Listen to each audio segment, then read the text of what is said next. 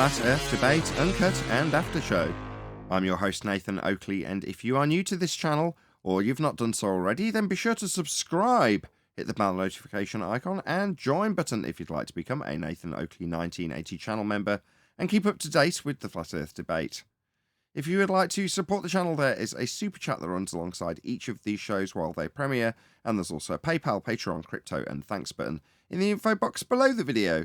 Speaking of Patreons, I'm going to do a quick shout out to all of you who do support me on Patreon. So a massive shout out of thanks and appreciation to Rod,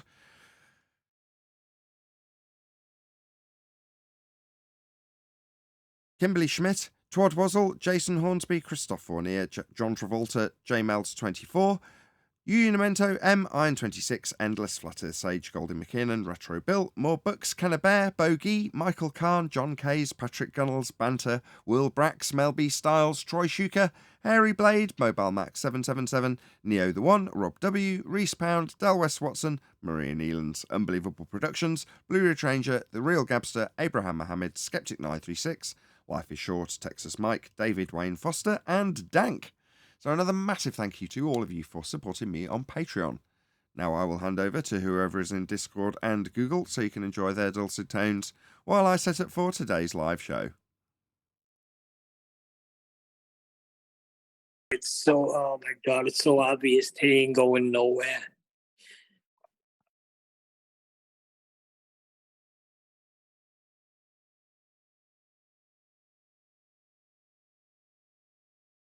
Well, if you calculate the amount of gas it would take to get to the moon, that's the amount of gas they plan to take, Neil.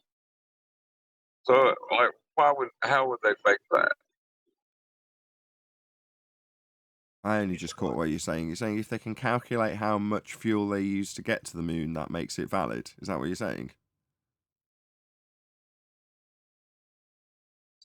I think that's Neil deGrasse Tyson's quote. Okay.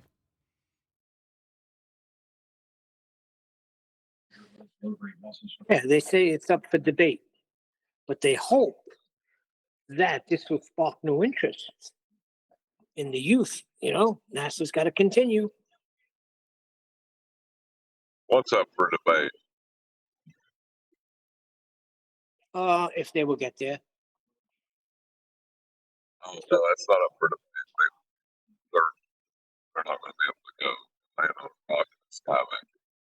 Your line's terrible today, John. I mean, it's either perfectly clear, but you're miles too loud, or like now, just you can't really make out what you're saying. Yeah, you sound like Robot John. Oh, he's gone now. We scared him off. It's not that bad. Come back. He's probably going to drop in and join.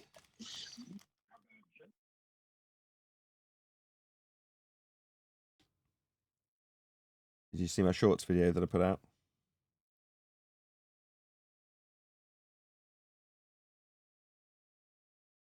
Yeah, Nathan, we really enjoyed it. Oh, that's good to hear. I haven't been able to see anything, Nathan, to be honest with you. I've been working like all day and all night.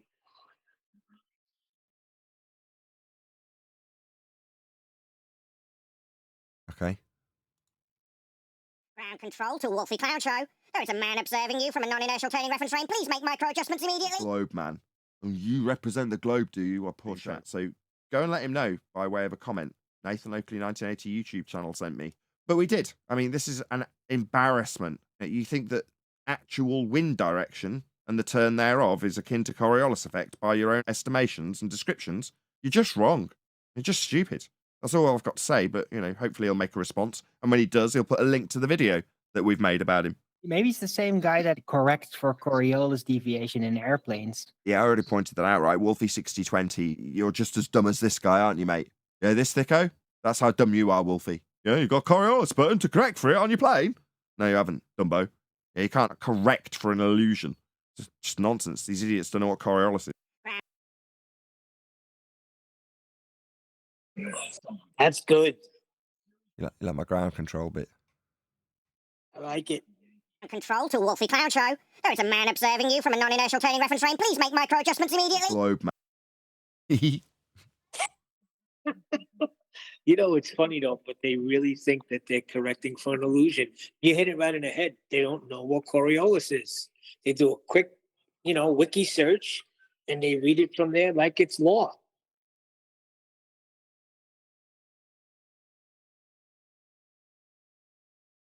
There's actually Wolfie's also the one who doesn't understand that the heads-up display in his aircraft corrects for the refraction that's caused by his windscreen. Is that right? Is that Wolfie 6020 you're talking about? Oh my God. Who was that Rayleigh criterion that you're talking about? Yeah, that's correct.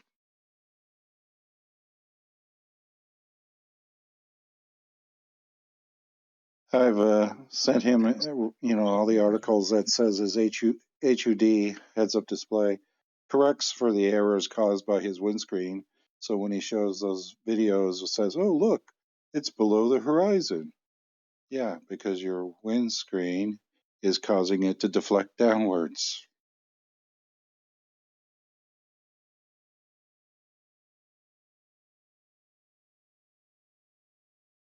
So they got something on board that corrects for that? Yeah, they actually had instruments that would measure the deflection caused by aircraft windscreens, and then the HUD would compensate for it, so it would correct the image.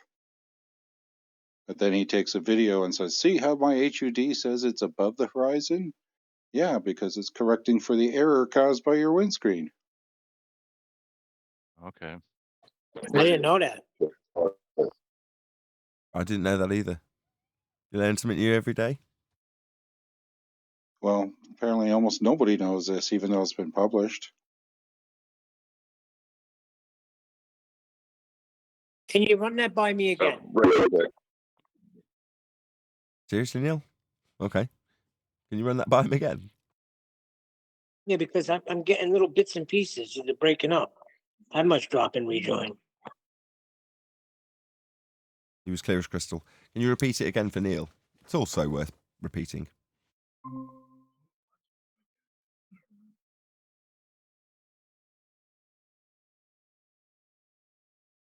Yeah, I'll post the article in the main touch chat there, where they use the instruments to correct for the windscreen, so the HUDs. It's most important for like the fighter jets more, because they knew that in the 1970s that the curved windscreens were causing major issues with fighter pilots. So then they kind of stopped making those very curved windscreens and went to more standard bubbles.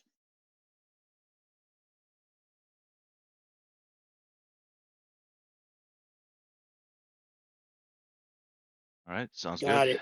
As soon as you post that thing, I'll post it in Skype too. So that's why the screens on the X-Wing fighters have got flat glass. I always wondered. What a strange design, George Lucas. Nah, you see, he's way ahead of his time. Did you say X-Wing fighters?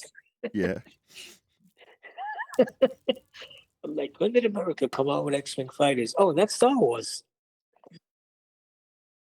Yeah, they've got very square, albeit tilted back at an angle, but the glass itself is all very square.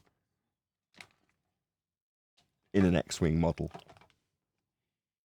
I think they all know. I think Hollywood, all of these people that make movies, they all know what's going on. Why? What makes you think that? Come on. Why? What makes you think they're any less indoctrinated than we are? Or were? All right, let's look at the comedy movie with the vacuum, right? What was that? Spaceballs? Yeah. Okay. They're not laughing in your face with that? Maybe.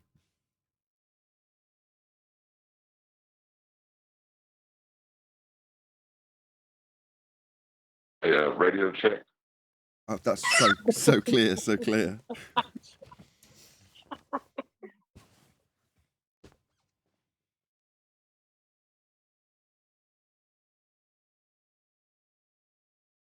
Nathan, you're such stickler on sound.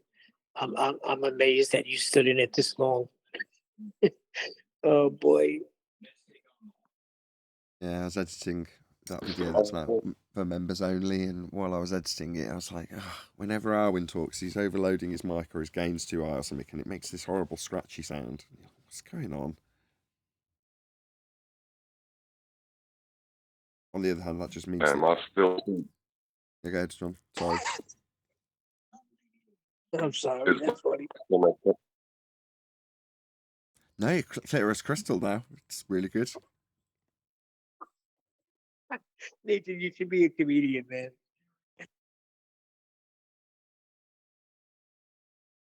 Some of the things, because my wife is in the car listening with me, and you cracked her up, boy.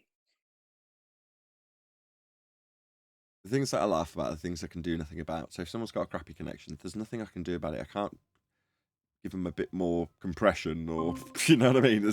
What can I do? So you just have to sort of laugh about that. Same goes for Arwin to a certain extent when he's got his crackly microphone. You're like, okay, you've been doing this for years, but fair enough. You've got a crackly microphone for some reason today.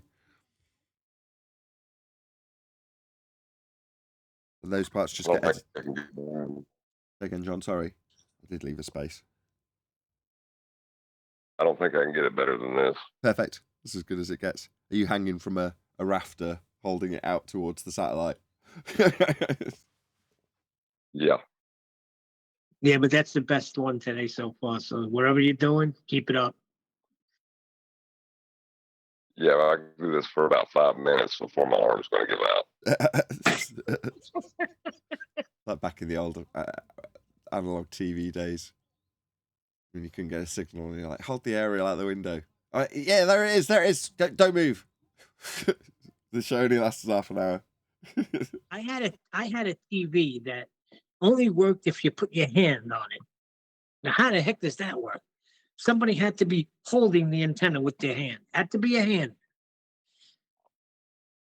You know, people 10 years younger than us, Oakley, don't remember that.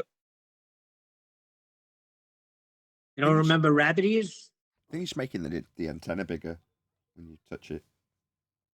It's just basically becoming part of the antenna, aren't you? No, it's the ether. Whatever. It all has to do with ether. If you say so, Neil. Hey, we killed that argument, huh? I haven't heard anything about it anywhere. What's to hear? Well, you know, what do they call it? Outer space and all that other nonsense that goes with it. I'm sure they're still It's peddling. not really an argument. I'm sure they're still peddling it on their own platforms. It's not a real argument, though. It's more of a pseudo argument because it's built on fallacious reasoning. So it's kind of void. Yeah, Nathan, I hear what you said, John. But Nathan, yeah, it's true. They're probably peddling it on their own platforms, but it would come into here. It would come into the chats. You understand? And I don't see it anymore. Anywhere. Good morning. Morning. Well, it didn't help them. Morning. It didn't help them any that they had to use particle physics to try to prove that there were no particles. That wasn't helping them.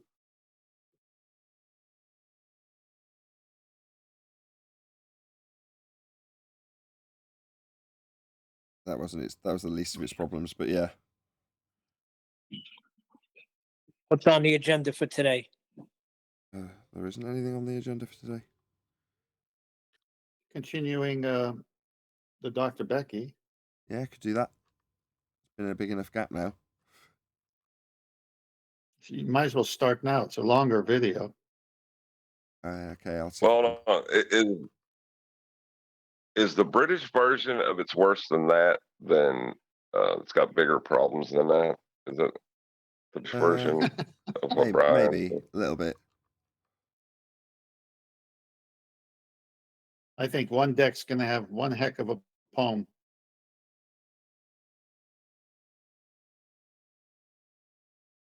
It's worse than that, then. That's the way, it doesn't matter because you can't never end it. It can never end because it's always worse than that. That's the least of it. Sorry. BQing up Becky. Sound like the Vikings that us were crushing physicists some find heads. ourselves saying all the time is Einstein was right. His theory of general relativity is the best description we have for how gravity works. Everything from launching satellites into space to how planets orbit around the sun and how the sun orbits around the Milky Way, and also how stuff moves around black holes. Can you remember what minute marker we got to? No, we didn't get that far, but it was past this. I remember that much. 2 minutes. Space-time, and here Yeah, it's sort of represented in 2D, but really you have to try and picture it in 3D. That's just incredibly difficult to do. So she even brushes over the swindle. Here it is depicted in 3D. Sorry, let's get that right. Start again. She says, here it is depicted in 2D, but you've got to imagine it in 3D, which is very, very complicated. You're like, what? No, I can very easily experience 3 dimensions. In fact, I can't not experience 3 dimensions. It's incredibly easy, right?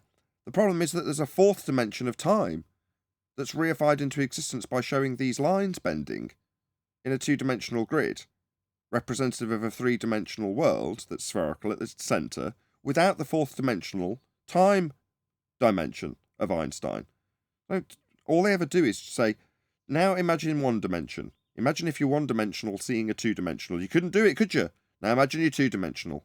Could you imagine being 3-dimensional? You couldn't even do it, could you? Well, you're 3-dimensional, so you can't even imagine the 4th dimension. That's all they ever do. To do. Now, Excellent. Einstein's equations that describe how gravity works look very different to Newton's, and that's because Einstein worked with something called tensors. It's because they're in completely different geometries. One's 3-dimensional, the other's 4th-dimensional space-time bending. Like you just said, with the 2-dimensional, but difficult to imagine in a 3rd dimension, when you're actually reifying a 4th dimension. That's why they're different. That actually appreciate the full 4 dimensions of space-time. So the 3 dimensions of space, so forward, back, left, right, up, down, and then also time. What the tensors do... Sorry, you brushed past that pretty quick. I watched Dredd bob up and down when you described the 3 dimensions we experience. Do you want to show us the time one? What's this, maths? Sorry, no. You're going to need to show me time as a dimension, because we're going to be bending it and dilating it later, so we better damn well see it first. Yeah, because if we can see it, we might have a possibility of bending it. And what's that? We're not going to be getting to see that bit. We just get to see her head bobbing up and down and left and right and back and forward. All right. What about the time dimension that is invented by Einstein in his pseudo-geometry? Why didn't you label the actual difference between him and Newton? That's because his is a pseudo-geometry. That's what makes it different. The 4th dimension bit? It's pseudo. Is mathematically describe how space is curved. How space, as in the 4th dimensional space and time of Einstein's 4th dimension, is bending. That's what it shows in this maths. Oh, really?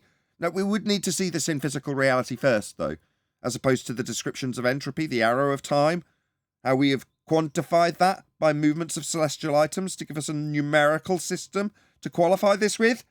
That isn't a time dimension that we can bend or travel through, but you didn't show us it, did you, Becky? You showed us this and told us how the maths describes how things happen in 4th dimensions. Au contraire, that's not physical Nathan. reality, Becky. Nathan, they can't show us gravity, so they say, let's call it time, the bending of time. They can't even show us that, so both of them can't be shown.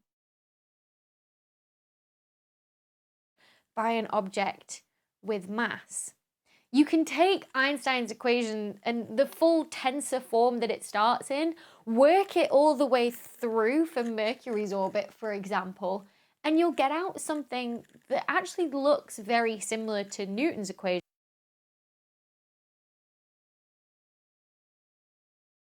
I have a question. Sorry, where the hell are the 4th dimensions in Newton's equations? Sorry, it comes out looking similar. No, for it to look similar, you'd have to have a fourth dimension in Newton's equations now, wouldn't you, Becky? Where the hell are they? You lying clown. You think that at the end of a fourth dimensional equation, you'll see a three-dimensional, completely different geometry? It's not possible, Becky. You're wrong. You're a clown. You're an idiot. You don't understand the difference that these two different geometries offer. They're not even close. Go ahead.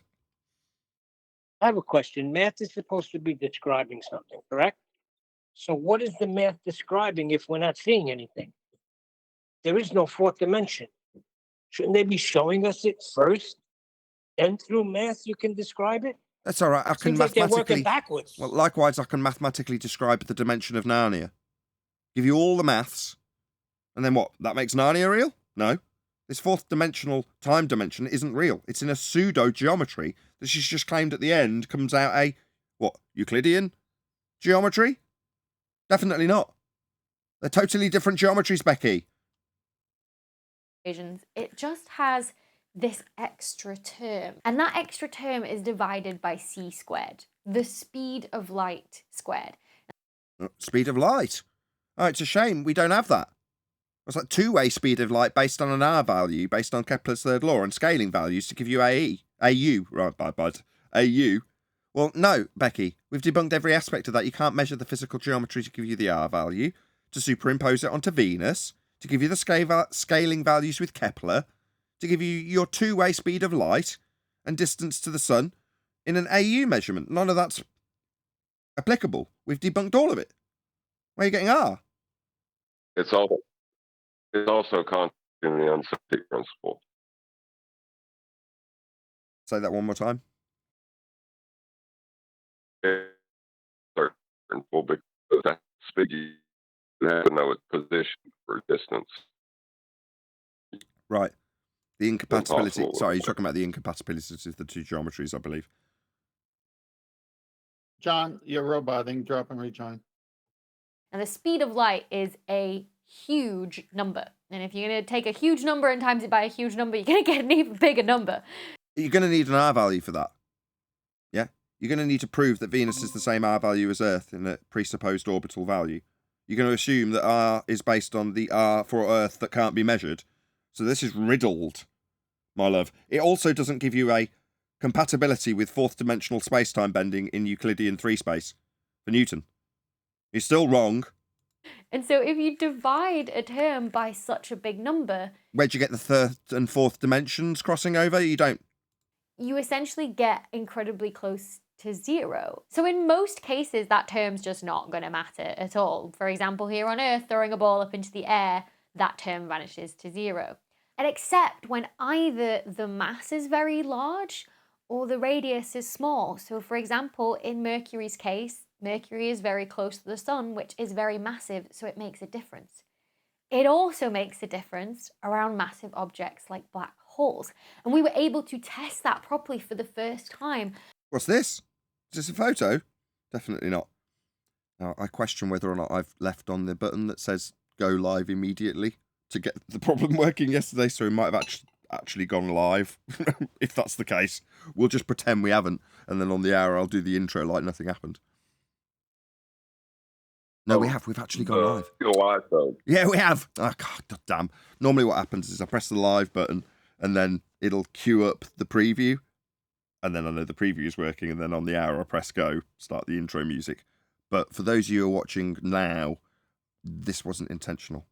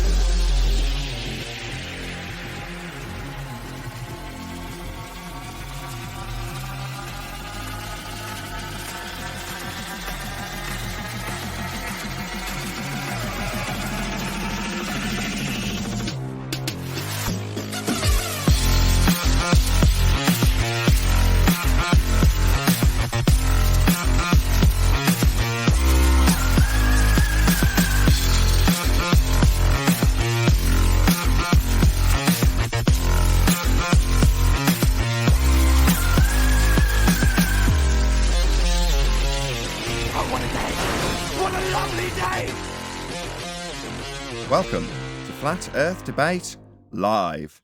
I'm your host Nathan Oakley, and if you are new to this channel, or you've not done so already, then be sure to subscribe, hit the bell notification icon and join button if you'd like to become a Nathan Oakley 1980 channel member and keep up to date with the Flat Earth Debate.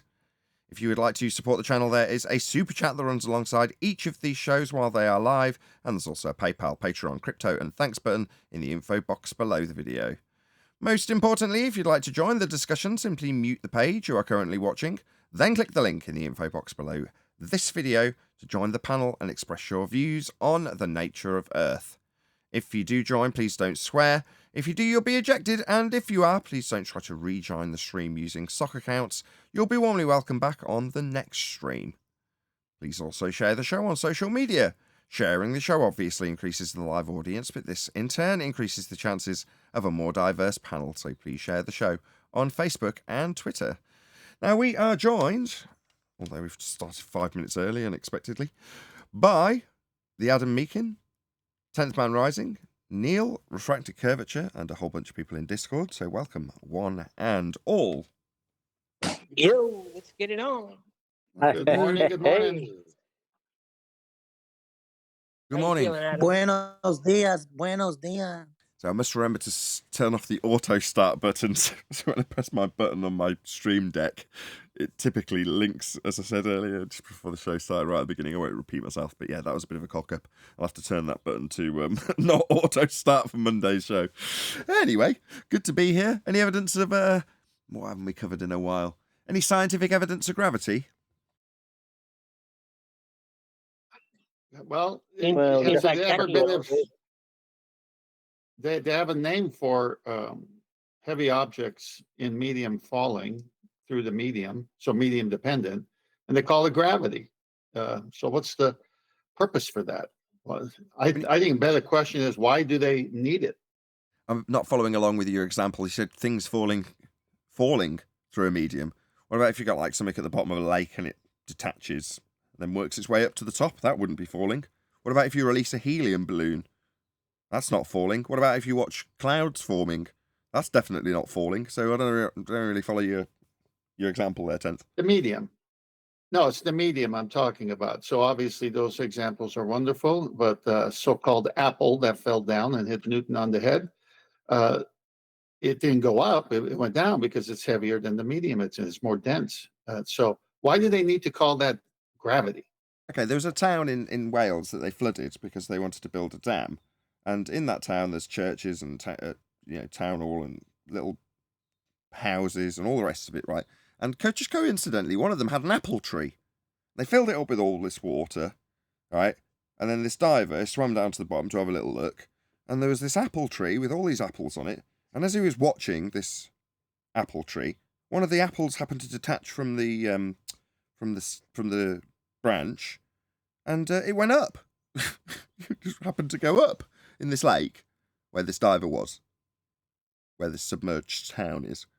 So there you go. I mean, not all apples go down. I mean, there is a very specific example, but that's an example of an apple not going down. Yeah, It's definitely going up. You bob for apples, don't you?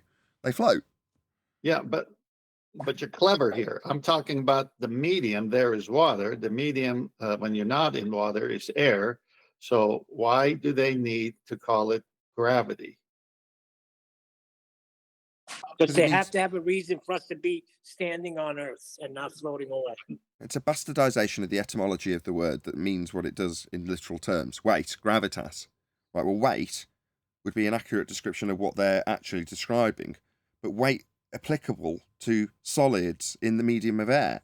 So it has a more specific example, but that's where they get the terminology, like gravitas. Okay. But the gravity that we experience is a movement of the goalposts when you talk about fall arrest. So fall arrest in gravitational terms is 1g. When you're not doing anything, you're at 1g. What about when you're falling? Not in fall arrest, right? Not moving, falling. Well, that's 0. Really? On the scale, that's 0. Yeah, scale's got a 0g. That's when you're falling, right? And if you fell around Earth, it could constantly, you'd be in an orbit, right? But you'd be floating around on a ship, floating around a presupposed spherical Earth in an orbit, right? That's 0g. They just move the scales. But weight is what they're really talking about. Well, I had more in mind their whole monkey ball, space religion, water ball spinning in all different directions at tremendous speeds. But the vacuum of space and what's keeping everything on this ball. I'm thinking of this big lie of theirs. Let's ask the next question. Any single viable hypothesis from any of the fields of astronomy, cosmology, or astrophysics? It's worse than that. Negative. Negative.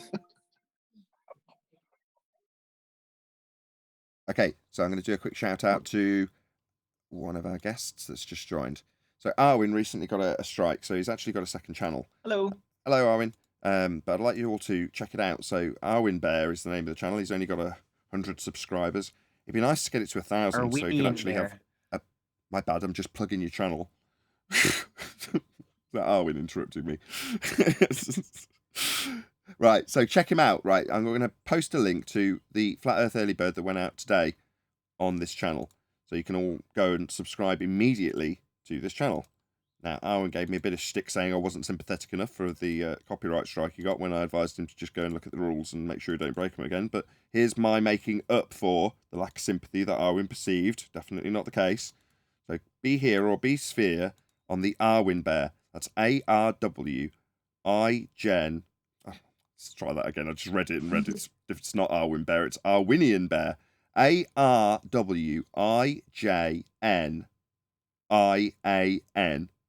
space BEAR. So Arwinian Bear is the name of the channel. Subscribe today. There's a link rolling by right now in the live stream chat. So just click on it now, like as in right now, and go and subscribe. So if I don't see the numbers down, I'll be disappointed that you haven't all gone immediately and done this. There you go, Aaron. Happy? Thank you, Nathan. My pleasure. Yeah, it was just I was just so shocked in that moment, and you just, yeah. I mean, it was just all of a sudden, and in retrospect, I understand why because it just came out of nowhere. You didn't expect that. You were just planning the show, so I was really in a bad place in that moment. So don't worry about it. Thanks for the plug. That's all right. If I've seemed overly harsh, that I apologise for, but the sentiment and what I said, I still stand by. You know, just go and check out the rules, go and look at the terms of service, familiarise yourself with whatever it is they claimed you were breaking when they took down your video for bullying. Just read that section, and then hopefully you'll never have the same problem again. Anyway, so single viable hypothesis, Arwin? Any of the fields of sciences that are in the pseudoscience brackets that we point out? Got any gravity evidence, just out of interest? No, they always go digging in math anyway. It's just like, oh, gravity. Well, it's not a force supposedly, so let's just do a bunch of calculations and imagine how things are all relative to one another or something. It's a complete waste of time, really. Like all these videos supposedly explaining gravity, they don't really lead to anything. It's Speaking just, of which, they make you think, and then you don't have an answer, really. But it made you think. Ooh. so we're just covering now Becky's video. So what I'd like you to do, as always, in the vain hope that someone like Becky would respond to us and put a link to my video in theirs. In the spirit of good YouTubing, there's a link to hers. So go and click on Becky's link. There's a lot of go to people's videos right now going on this show at the moment. We're only 10 minutes in. Anyway, yeah, go to Becky's video and let her know. Nathan Oakley 1980 channel, YouTube channel, responded to your video. Why Einstein, quote, wrong? Was Einstein wrong? Testing new theories of gravity. Why would there be new theories? Right, theories. Oh, let's not get into it. Anyway, check her out. Let her know we sent you. And hopefully, if she was to make a response to us, she'd put a link to my video in hers. Chance to be a fine thing. Wait a minute. Oh, just Why don't literally you when I wanna get press into- first time I press play. Go ahead. It would be me who would stop you pushing a button. I mean, the irony of it all. The whole point is they say new theories, but then when I hear Michio Kaku, he says, it's just leaps of logic. So the theories that these mathematicians have are seat of the pants, leaps of logic, because no one in my field understands the scientific method. So the theory and the scientific method, which you were about to go into, is not the same as this type of theory that Dr. Becky and her cohorts are talking about. They're talking about seat of the pants guesses, right? Right. That's why they're going to have a new theory of gravity. Back in 2019 thanks to the Event Horizon Telescope. Everywhere and every way we've been able to test general relativity, its predictions have been right. So everything from planet orbits to pulsars to black holes to gravitational waves, it's all evidence in favor of Einstein's theory of general relativity. So a concept described in a mathematical language labeled as pseudo, that's pseudo force space. You're saying that the evidence of the gravitational lensing lends more credence to the very geometry that that concept's born out of? No, my love. What you're doing is you're looking at things that occur in the sky and describing pseudo-geometry to them, and then suggesting, with an affirming the consequent fallacy, that the thing that you've observed in the sky proves the pseudo-geometry that you described it with. It's called an affirming the consequent formal logical fallacy. If A, then B. B, therefore A. Right? If Einstein's fourth-dimensional pseudo-Riemannian force-space bending as a result of the uneven distribution of mass, then this effect in the sky. Well, what do you know? This effect in the sky, therefore pseudo-Riemannian force-space-time bending. My God, love. Those equations that he came up with are thought to govern everything from the... But they're thought to govern. The equations, that's a language, that he came up with, that's invented in his eye, mind's eye, just conjured, right, are thought, that's what, the cognition of people, to govern what have control over. So pseudo-maths invented by Einstein governs some sort of physical reality. No. The descriptions in maths do not govern anything. They can merely describe things. Now, they can describe real things, and they can describe non-real things. Now, after describing non-real things, you could go and ascribe those non-real things to the things that you see in the sky, and then assert that the things that you see in the sky prove the non-real things in the pseudo-geometry invented by Einstein, because they're somehow governing those lights in the sky. What a load of crap. Shout out to Godzilla37 though, thanks for the super chat.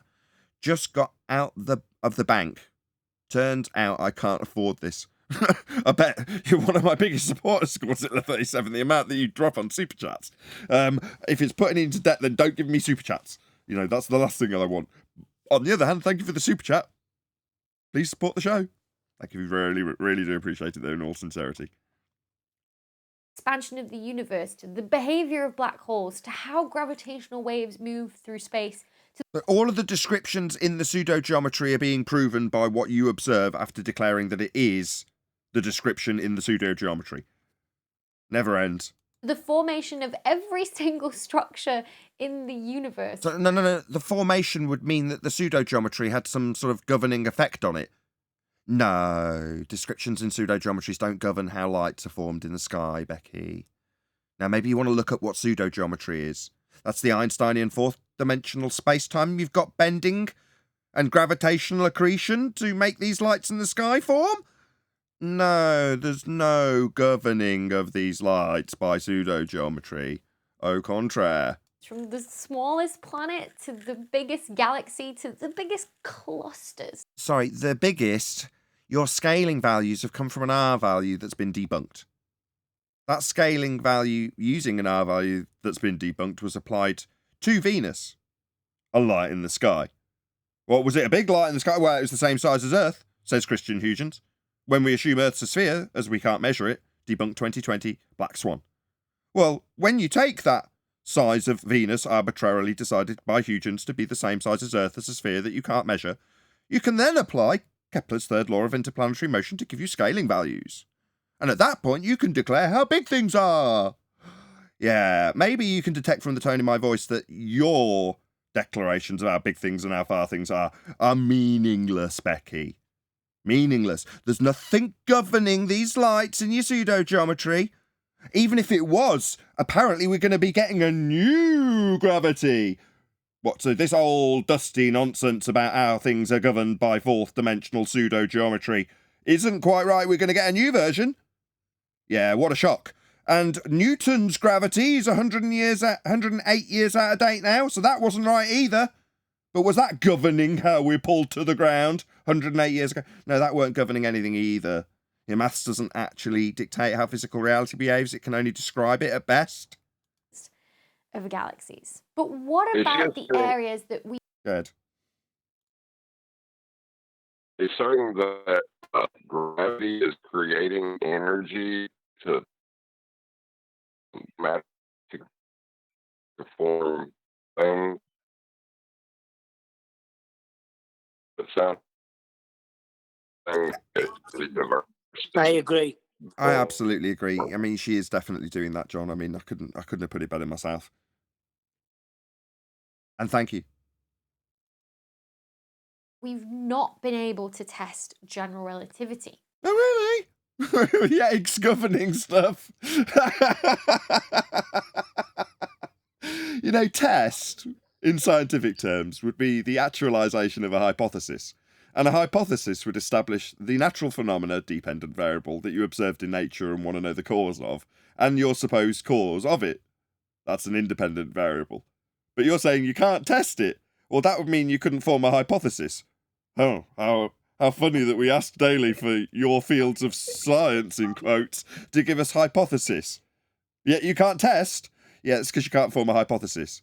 Yeah, because you got it the wrong way around. Because you have pseudo-geometry telling you what's governing the lights in the sky rather than you testing what causes the effects of the lights in the sky. That would be actual science. You don't do that, do you, Becky? No. Nathan, was that an admission that 108-year-old general relativity has never been tested? Yeah. But I thought she Wow. said it checked out. Right before that, I thought she was saying everything Einstein said, they checked it out and they proved it. It can't be tested math. also. So no hypothesis-based experimentation for this mathematical reification. Oh dear, I'm devastated. For example, around bigger and more energetic objects. Well, like the ones that we just debunked in terms of the scales given to you by Kepler and Huygens and R, that was debunked in 2020 by the Black Swan. Yeah, we debunked every aspect of those meaningless scales and sizes that you're going to give us here, though, Becky, haven't we? The entire universe, perhaps. Or on the opposite scale, the tiniest objects in the universe, such as particles, the quantum level. Do you guys just put the word quantum in front of everything? Does general relativity Did you just cut to a guy criticising you for hijacking actual science of quantum mechanics by putting the word in front of everything? Do you guys, what, pseudoscientists like Becky, just put the word quantum in front of it? Yeah, they do. That's a very interesting criticism that she's edited into her own video there, isn't it now, ladies and gentlemen? Yeah, they do. Because quantum has been scientifically validated. And what, the new hotness of gravity, what, the third type that she might give us in this video, or the second type that's Einsteinian that hasn't been tested, or the Newtonian that was debunked by the Einsteinian. What that is that the bit that you're going to put quantum in front of? Yeah, that's exactly what she'll do. Is that a guilty conscience much, Becky? I think so.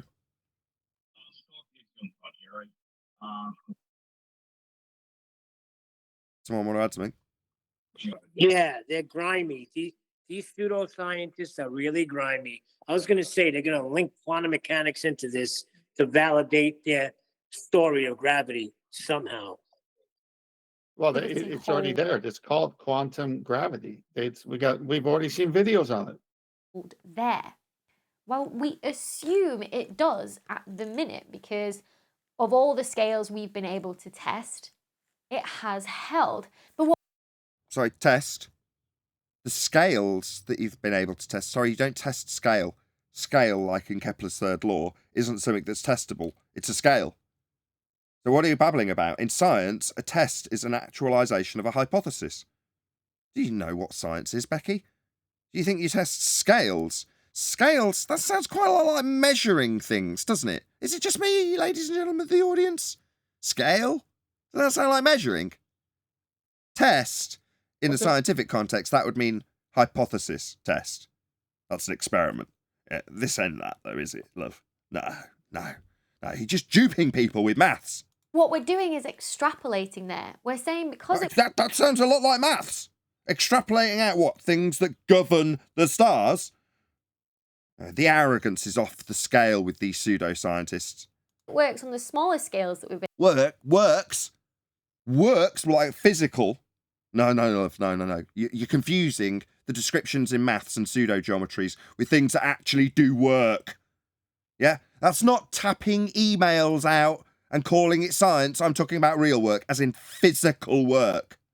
Something you're definitely not accustomed to. Yeah, you're used to hypothesization. Yeah, reification. Mathematicization. That's what you do, love. You don't do science. Yeah, so you're not going to be doing any tests that govern our world. That's left to the physics department, not you.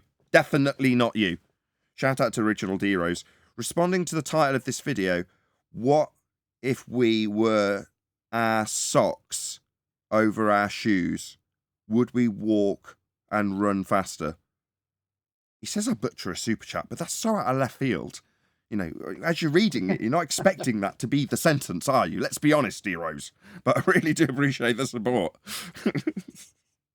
Nathan, didn't she just say a minute ago that the Einsteinian was untestable? Now, for 108 years, they've been pushing it, saying it's real, and now she wants to test something? Scales.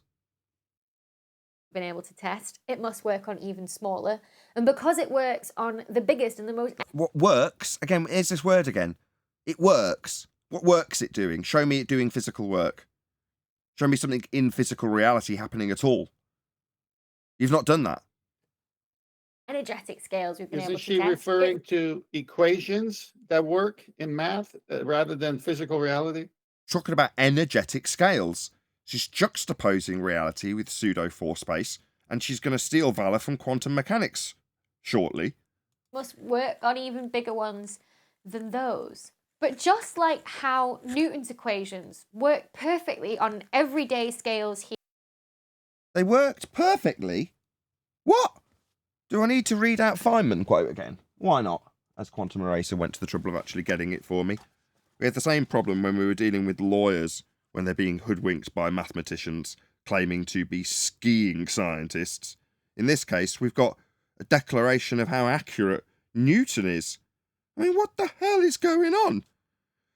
Quote, the discovery of quantum mechanics first, and then in the behaviour of light, and then in the behaviour of matter, finally culminating in 1926 with a full equation of quantum mechanics which told us that the laws of motion of Newton were not right and had to be modified with other laws, which are quantum laws of motion. Richard Feynman, Nobel laureate physics. Hey, Nathan. Yes. Gene. The Globe Man responded. He said that you stop every 4 seconds, but he will respond to you tomorrow. He already did respond. He left me a comment. His comment was, I'll respond tomorrow. Oh, right. You know, when I leave a comment responding to somebody who's made a claim that I'm wrong, I would leave a comment saying, this is how I'm right. Yeah? That's what I did in response to his response, saying he'd respond later. All right, Globe Man. You'll respond later. That is your... To say you'll respond later is your response? My God, this guy is so stupid. He just irritates me. Yeah, that was your response. Your response was to say you'll respond later. Okay, well done. Yeah, meanwhile, if it were me, I would have actually responded with something. I criticised something we said, where we pointed out that you had a misapprehension of winds turning. Maybe correct us. You'll respond tomorrow. That's your response, Dumbo. Nathan, for the audience sake, why do you, not just on his, but others, stop every 4 seconds or so? Because that's about how long it takes to make fallacious reasoning in these idiots' videos. here on Earth, but then don't for other scales, such as large masses and small radii, then you might. What is this masses and radii? Where are these? What masses and radii? Just conjuring a crap. I also start to think, well, what if that's also applicable for general relativity? What if there's also some scales where you need that extra term? But is this applicable to something untestable? I wonder if this thing I'm conjuring is applicable to something untestable. Maybe. And you need to Yeah, alter. it's basically saying she can drop balls and do Newtonian stuff, can't she? That she can measure, and it matches. Doesn't describe, but it's she's happy with it. But when she goes to space, she's trying to describe the behavior of planets and stars, and she can't test it. That's I think when she's talking about scales is the scale of things. So, But as always, like with Globe Man, sharing the love and the YouTube algorithm, go and help Becky in the algorithm. Let her know Nathan Oakley 1980 sent me. And this is in the vain hope that she would respond in kind and actually do the same for me by putting a link to one of my videos when she criticises me. Not when she leaves a comment saying she'll respond tomorrow. I mean, that's lovely and all, but obviously we'd prefer Becky just left the link to my video were she to respond, given that we every 4 seconds have to interrupt her because she's postulating pseudo-geometry governs the physical reality. Yeah, that's going to get interrupted. You don't have to like it, Globe Believers. If you'd rather hear her wittering on about how non-physical pseudo-geometry governs our reality, then, I mean, obviously go and watch her video. Let her know I sent you. The link's whizzing on by in the live stream chat right now. Hopefully she'd do the same for me. I think the point she's trying to make here is that when we're doing basic stuff, Newtonian works. But if we're going to go and do the maths for planets, it doesn't work. And this is her claim here. We're going to need the extra term. That term being time, I'm assuming, to move it into Einsteinian from Newtonian. So the only way you can explain it now is to incorporate this extra term, which allows your maths to describe the things that you're observing, which previously it didn't do correctly with just a three-dimensional Newtonian view. Shout out to Sasha at Unitox Femme, who says, when I grow up, I want to be Newtonian Stein. Thank you for the super chat.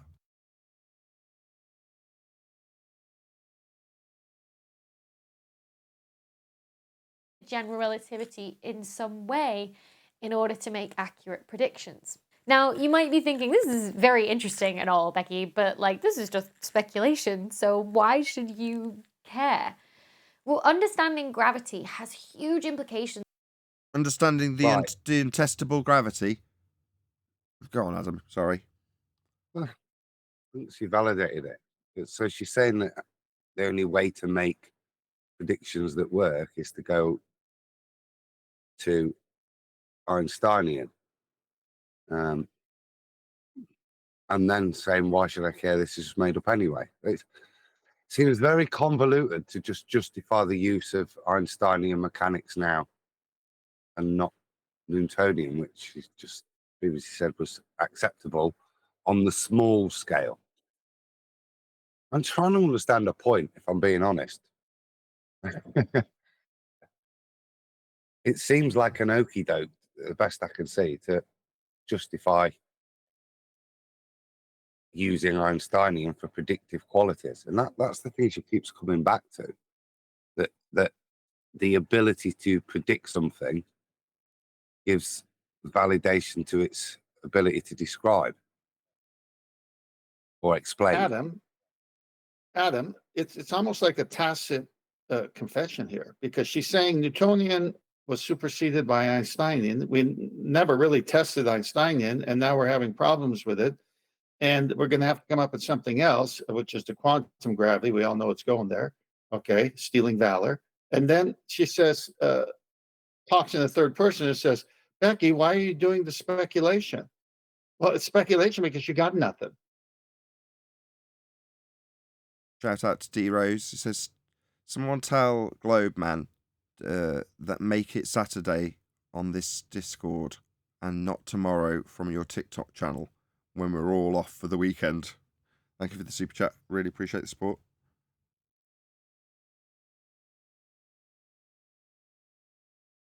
For how we understand how the universe was formed, how it's evolving, and what it's made of as well. It's a branch of astrophysics that we call... See, the claim is, if that maths can predict, it means we understand the universe. That's the leap of faith she's having, isn't it?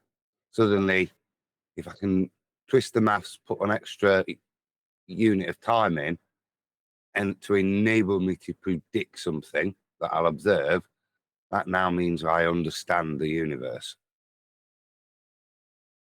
Cosmology. With general relativity proven on all the scales that we can test it on, it's... Double speak much. What? Go on, Adam, sorry. You take the reins. Well, there's the claim. She's now gone to, she's proven general relativity on the scales. Where has she proven relativity? She started saying she hadn't. It hasn't been at the beginning of it. Exactly. Saying it's unproven. But now it's been proven on all the scales she can prove it on. That we can test it on. You know?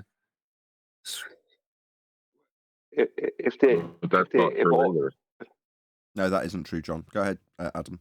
It was Brian. I meant Brian. Yeah, I was going to say, everyone, if all this was proven, then how come she's looking for new theories? Colloquially. You know, what's this video about then, Becky? If it's all proven, why would you need to make this video? Well, because Actually, she the said problem- at the beginning it wasn't proven. She Yeah, said there weren't, all the tests failed. Perfect. We've come full circle. Yeah. Double speak much, Becky? In cosmology that I've talked about before on this channel about the current crisis in cosmology that's going on. Current crises, right? Whereas in science, you've only got empirical outcomes for the tests that you do. There's no arguing with an empirical outcome if you follow the scientific method. You just don't do it. So suddenly you have crises in these fields that we ask daily if you've got scientific evidence. That is to say, any hypothesis from those fields, including cosmology. Right? We don't get them because you haven't got them. You don't have any science.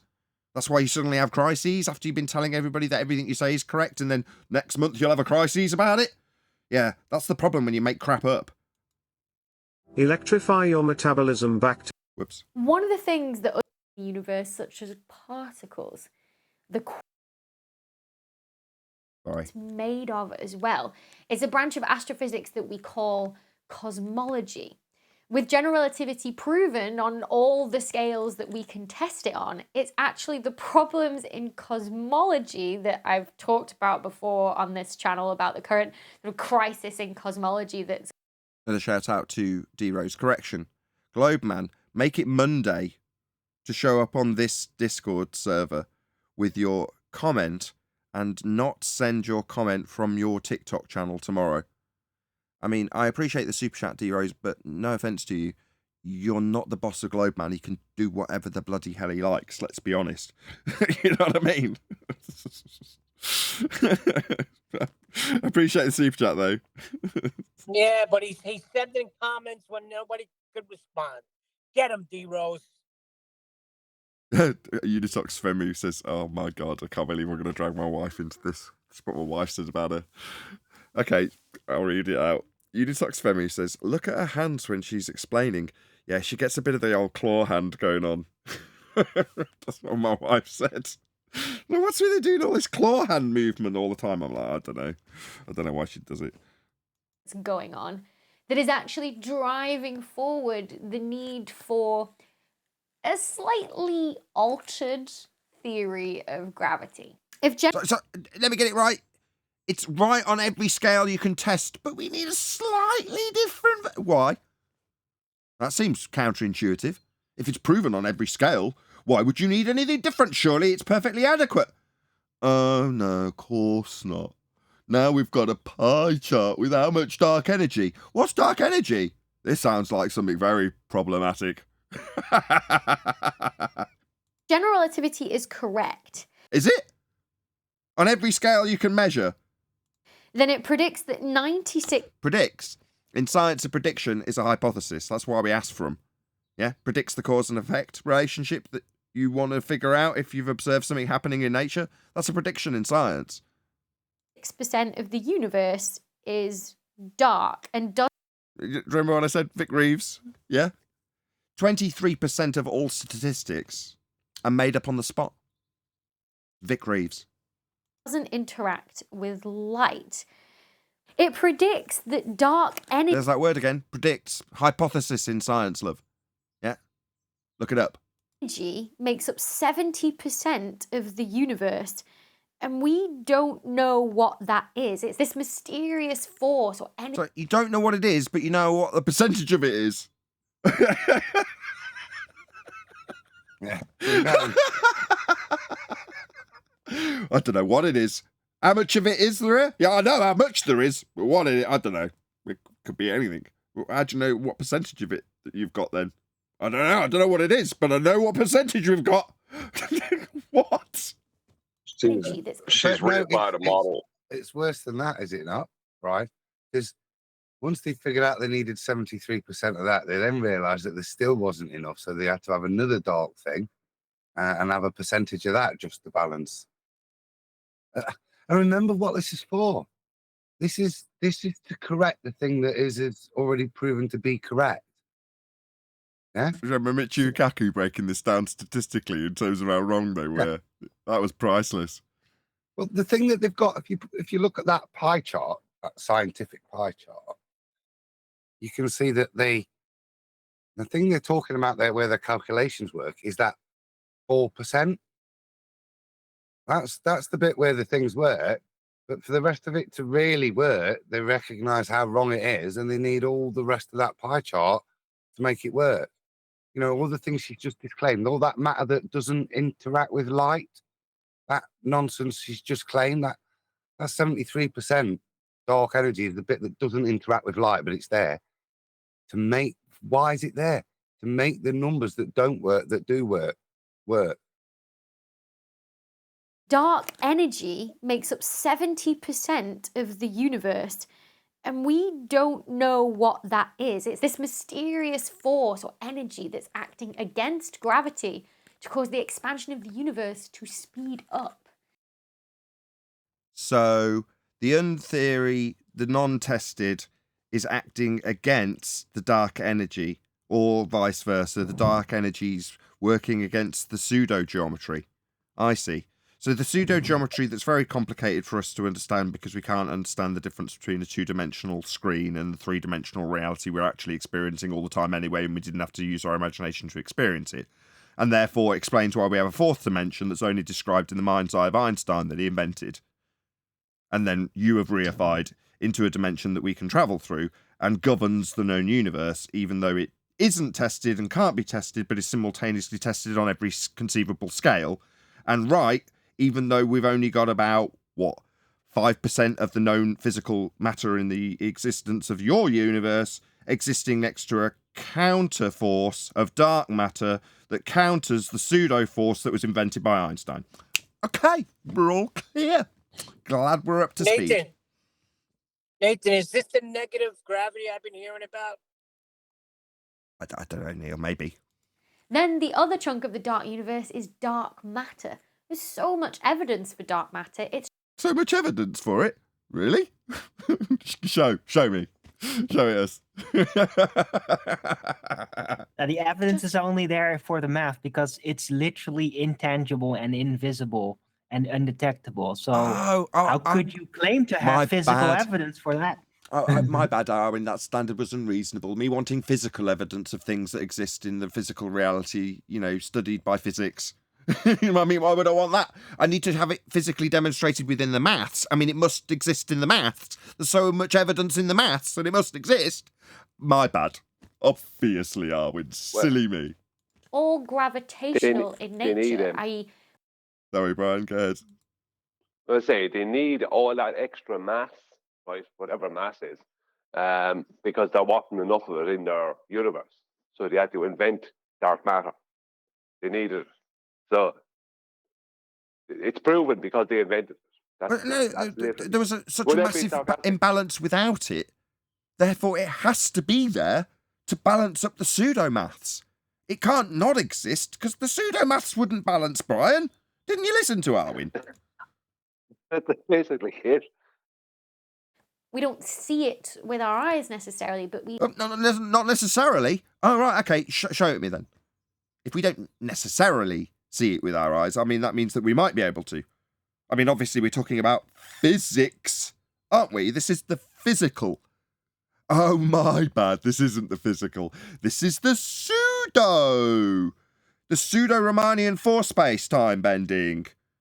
Right, okay. We're not going to necessarily see this stuff with our eyes. I gotcha. see its influence due to gravity. Oh, we see how influential it is when it's governing things. What, the bending pseudo-force space that Einstein invented? I see.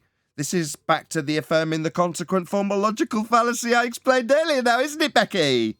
So all of those things, dark energy, dark matter, really do raise the question of whether general relativity that has served us so well. Served us? What did it do? Show me what it did. How did it serve us? You know, again, like for Globe Man yesterday, I gave an example of how utilisation of a flat plane, ascertaining horizontal with the horizon, so that you can acquire the GP way beyond the horizon of a star or the sun at its GP position with a flat plane between you and it can save your life. That's like work, stuff that you can do with it. You know, serving mankind for not dying at sea. So I would like to see where this has served us well, other than served you well. Yeah, that's what it's actually done. This nonsense has served you well while you talk shit about it. It's paid you well, hasn't it? It's put all this crap behind you. Every bit of crap behind you's come from this. That's what it's serving. It's serving you. Show me what it's served for me or any member of humanity in practical application. That's physics.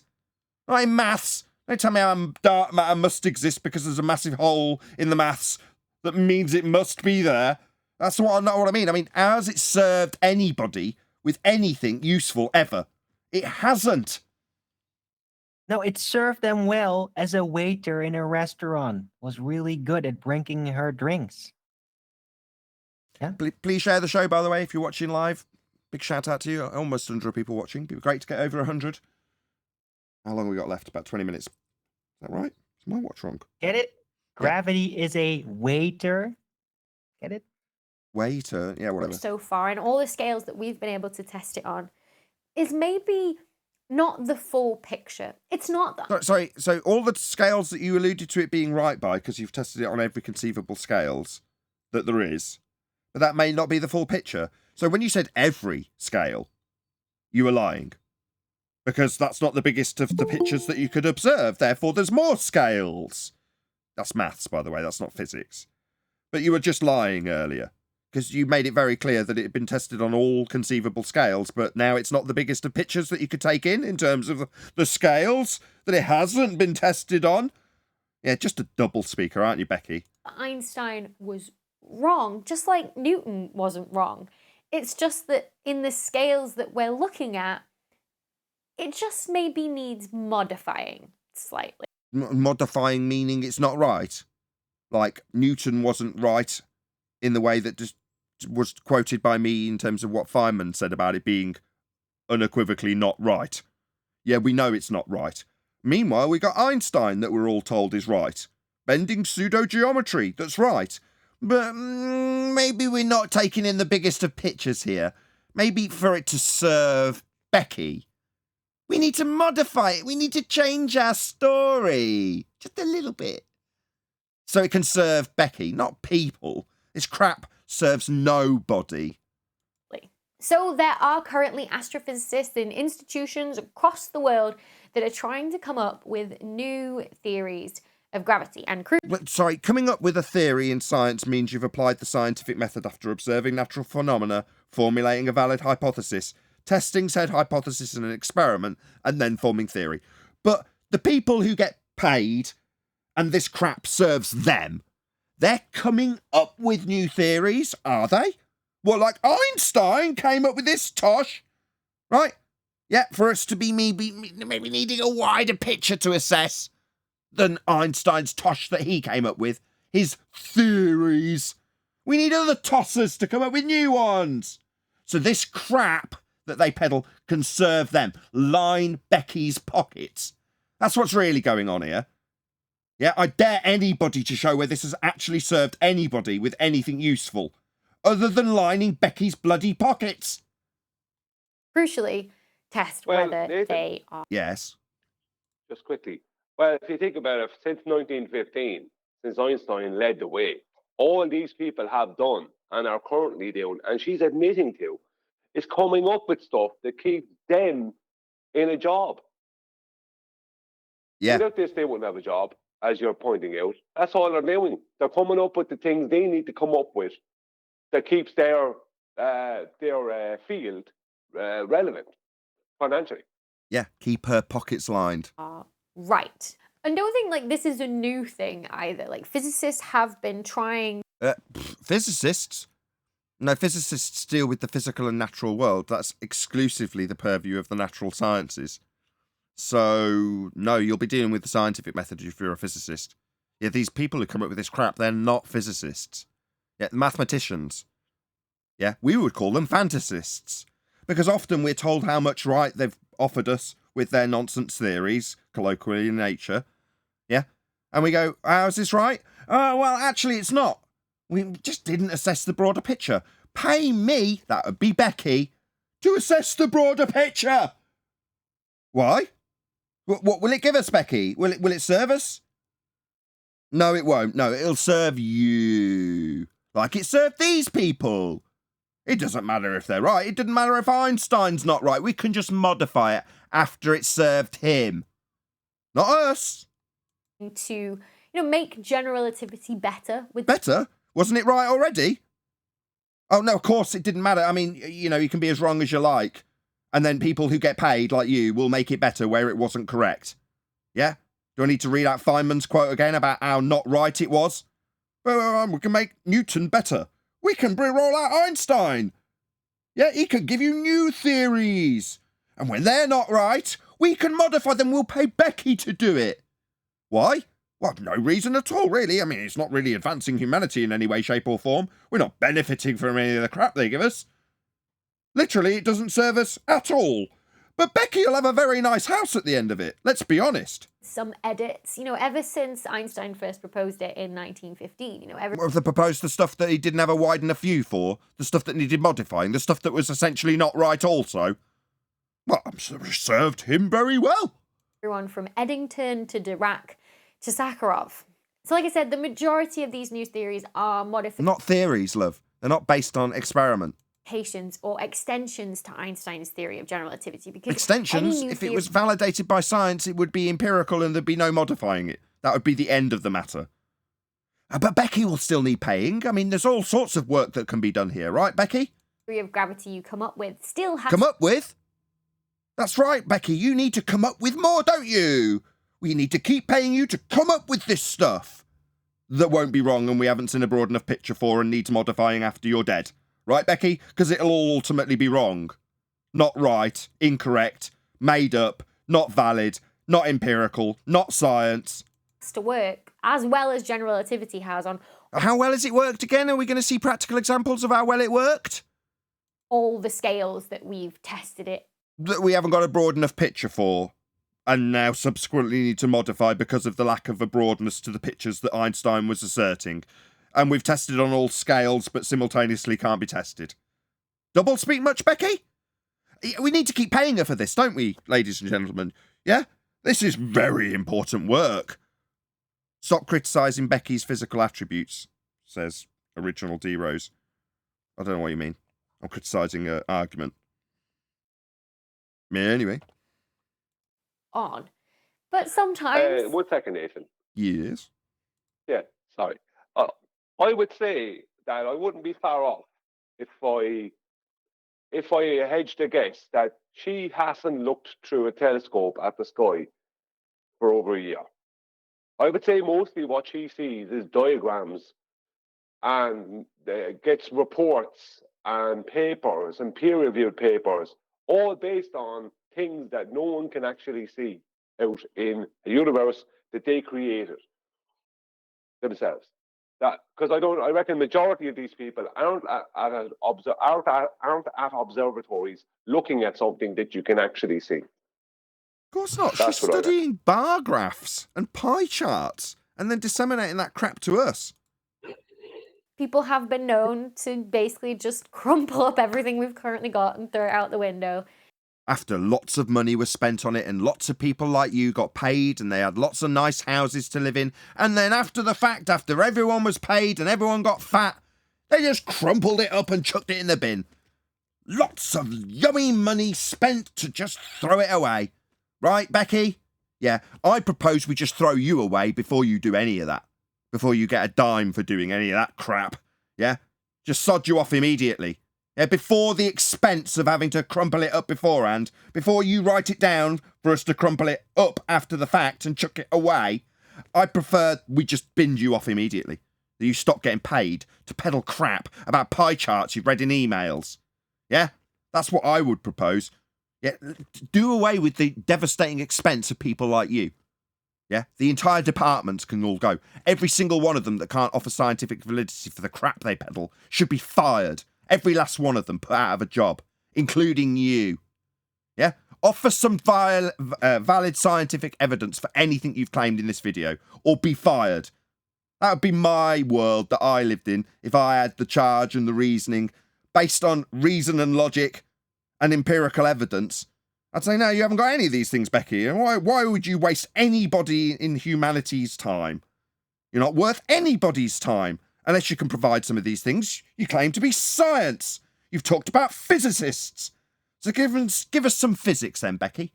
That'd be cause and effect reasoning established through systematic experimentation based on a hypothesis as valid with a null. So we've got empirical outcomes. If you haven't got any of that, then you're worthless. They talk about how much expense went on stuff that people then screwed up after the fact, chucked in the bin.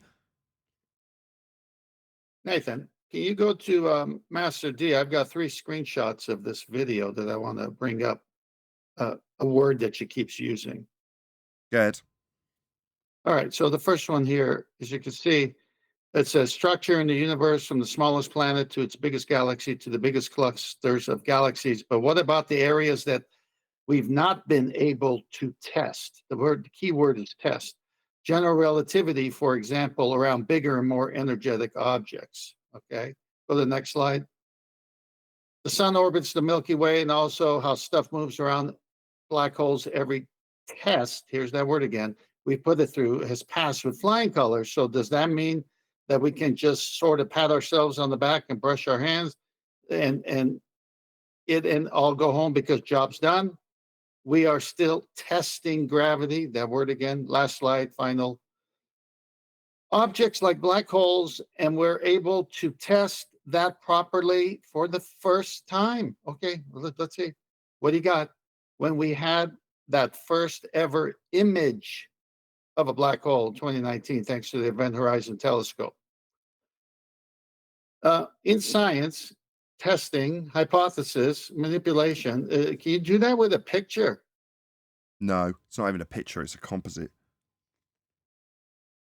So all of this is a world that they create in math. And as Brian says, whether she has or not used the telescope herself, wouldn't matter, because it's like, oh, I already have an assumption of what I live in, and I'm going to test it by this image or this latest view from my telescope. That's that housekeeping question we got. Do they have a viable hypothesis? No, they do not. And start from scratch, which I'm sure that sounds overwhelming, as does trying to adapt general relativity as well. So how do people actually go about doing this? Well, here's 3 different ways. Number 1 is starting from an observation and working backwards from there. So completely ignoring the scientific method, which starts with an observation of a phenomena and then works forward from there by supposing the cause of that phenomena, varying it to see if it causes it, and then forming a theory. But you work backwards. You see an observation of a phenomena, and then you make up a story, decide how that came to be. Yeah, that's the first way. Yeah. For We're example, familiar with theories this way. like MOND, modified Newtonian dynamics, have started with this. Newtonian dynamics. Why would we be using those when you modify things that aren't right? I mean, that seems a bit wrong, given how it is wrong and the laws of motion of Newton were not right. Again, quote, "The discovery of quantum mechanics first, and then in the behaviour of light, and then in the behaviour of matter, finally culminating in 1926 with a full equation of quantum mechanics, which told us that the laws of motion of Newton were not right, and had to be modified with other laws which are quantum laws of motion." Richard Feynman, Nobel laureate physics. So why would we be using this, Becky? This idea that dark matter. So we're not going to test by experiment. We're going to use ideas about things that you can't see and can't test and are only necessitated by maths not working. I see. Might not necessarily need to exist to It might not necessarily need to be existing in the physical reality that we test with physics, might it not? Wow, Becky, give that woman a house. explain something that we've observed. So one of the Sorry, you just said it didn't exist in physical reality, so why would it have anything to do with anything that's observed? You can't observe this. Double speak much, Becky? Double speak much? strongest pieces of evidence for dark matter is the idea of galaxy rotation curves. So this Right, we can't see it, but something else that is going to be described as a bending geodesic in a pseudo-geometry would be akin to something you can't see and only is necessitated by a big error in the maths that's wrong, that will be screwed up, chucked away, after lots of people got houses out of it, right, Becky? speed that stars are moving around the center of a galaxy. According to the heliocentric begging assumption that you've got about what the sky is. When we look at a Nathan. galaxy, Yes. Leave them alone. They're showing their true colors as pseudoscientists. You expect them to act like real scientists and follow the scientific method? You're asking too much, Nathan. I'm more interested in seeing this thing that she claimed that they saw, which was this galaxy curve thing. Who saw this? all the light is concentrated in the center, pretty much. That's where the brightest spot is. That's the same as what we see in the solar system, right? 99% of all the stuff in the solar system is basically the sun's mass. So when we look at what speed the planets are going around the sun, we see that speed drop. Well, we don't see the planets going around the sun. Yeah? We see the sun in the day, and we see the planets at night. We don't see them going around the sun. This is your heliocentric assumption. Right? We don't actually. Pardon, Brian? We don't. We see what they call planets at night. Sure, whatever they get labelled as, I don't care. We do not see them going around the sun. That is a fact. That will never be seen. It cannot be seen. It is ever going to be seen. It's merely the assumption of the heliocentric model. However, in literal and physical terms, you with your own eyeballs, or anybody in the known existence of time, will have ever seen planets move around the sun. You, as an audience member, maybe this hasn't dawned on people, right? The heliocentric model can be debunked by the following statement. The sun at centre model has planets moving around the sun, and this is something that we can never, ever experience or see. There you go. That's the end of the heliocentric model. It's a model that has planets, that's the things in the night sky, moving around the sun. That's something in the day sky. So the stuff in the night sky moves around the stuff in the day sky. No, it doesn't. Yeah, that's fundamentally incorrect, and also the very basis of the premise of heliocentrism. Sun at centre. Helios. Heliocentric. Sun at centre. All things move around the sun, when in reality we see the sun move across the plane of our horizon in the day, and then we see the stars follow a similar pattern in the night. We do not see the solar system model. We cannot see that, ever. Facts. Drop off as we get further out. So we'd expect to see the same thing in galaxies, but we don't. The speed. Sorry, this is what she does in her emails. For those of you who are saying, what's she doing? This is what she does. Does she look through telescopes? No, she gets emailed this graph. And then she puts little Ashtons on it. That's what she does. Yeah? This is Becky's job. This is what she's paid to do. Look at her emails. And this is what are in those emails. This crap. Yeah? Speed actually increases. Like the speed? Well, the speed as in the time dimension. Does the time dimension increases? Because that would be an aspect of a time dimension if you're talking about speed. Well, it's relative to time, isn't it? So it's relative to the dimension. So is this showing us the fourth dimension in the pseudo-geometry that necessitates the dark matter? Is that what this shows us? Wow, I don't see fourth dimensional time in this, Becky. I mean, maybe I'm missing something. As you go out to the outskirts. And that, Outskirts of what? Space and time? that suggests that actually, instead of the mass being concentrated in the centre, there's actually a load of mass on the outskirts.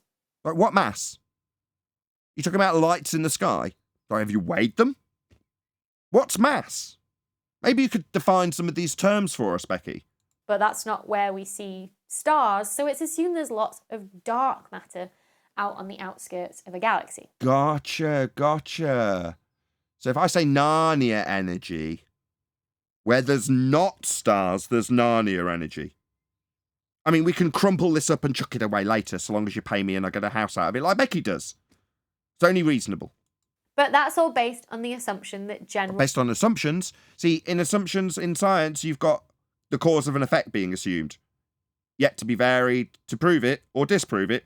Those are the only assumptions you'd make if you're following the scientific method, Becky. relativity is right. What if we had a different theory of gravity? Would that... A different theory? Hang on a moment. Go on. Didn't she say earlier that, and she said it more than one time in this video, that general relativity passed all the tests with flying colours? Now it's the assumption that it's right. Yeah, I know I'm pointing out stupid. No, stuff she that's being said, taught. she said on the smaller scale it works, but on the larger scale it doesn't. I think. She's, Isn't that what they said about she's Newtonian? double speaking, Brian. She's double speaking. that be able to I know that. explain these galaxy rotation curves. And so that's what Mon tries to do. It actually starts with Newton's equations, not Einstein's. Those are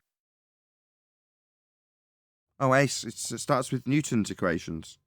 Right, what, as in the laws of motion? All right, let me quote Prineman again. ... With a full explanation of quantum mechanics, which told us that the laws of motion of Newton were not right. I think that's clear. out Einstein's completely.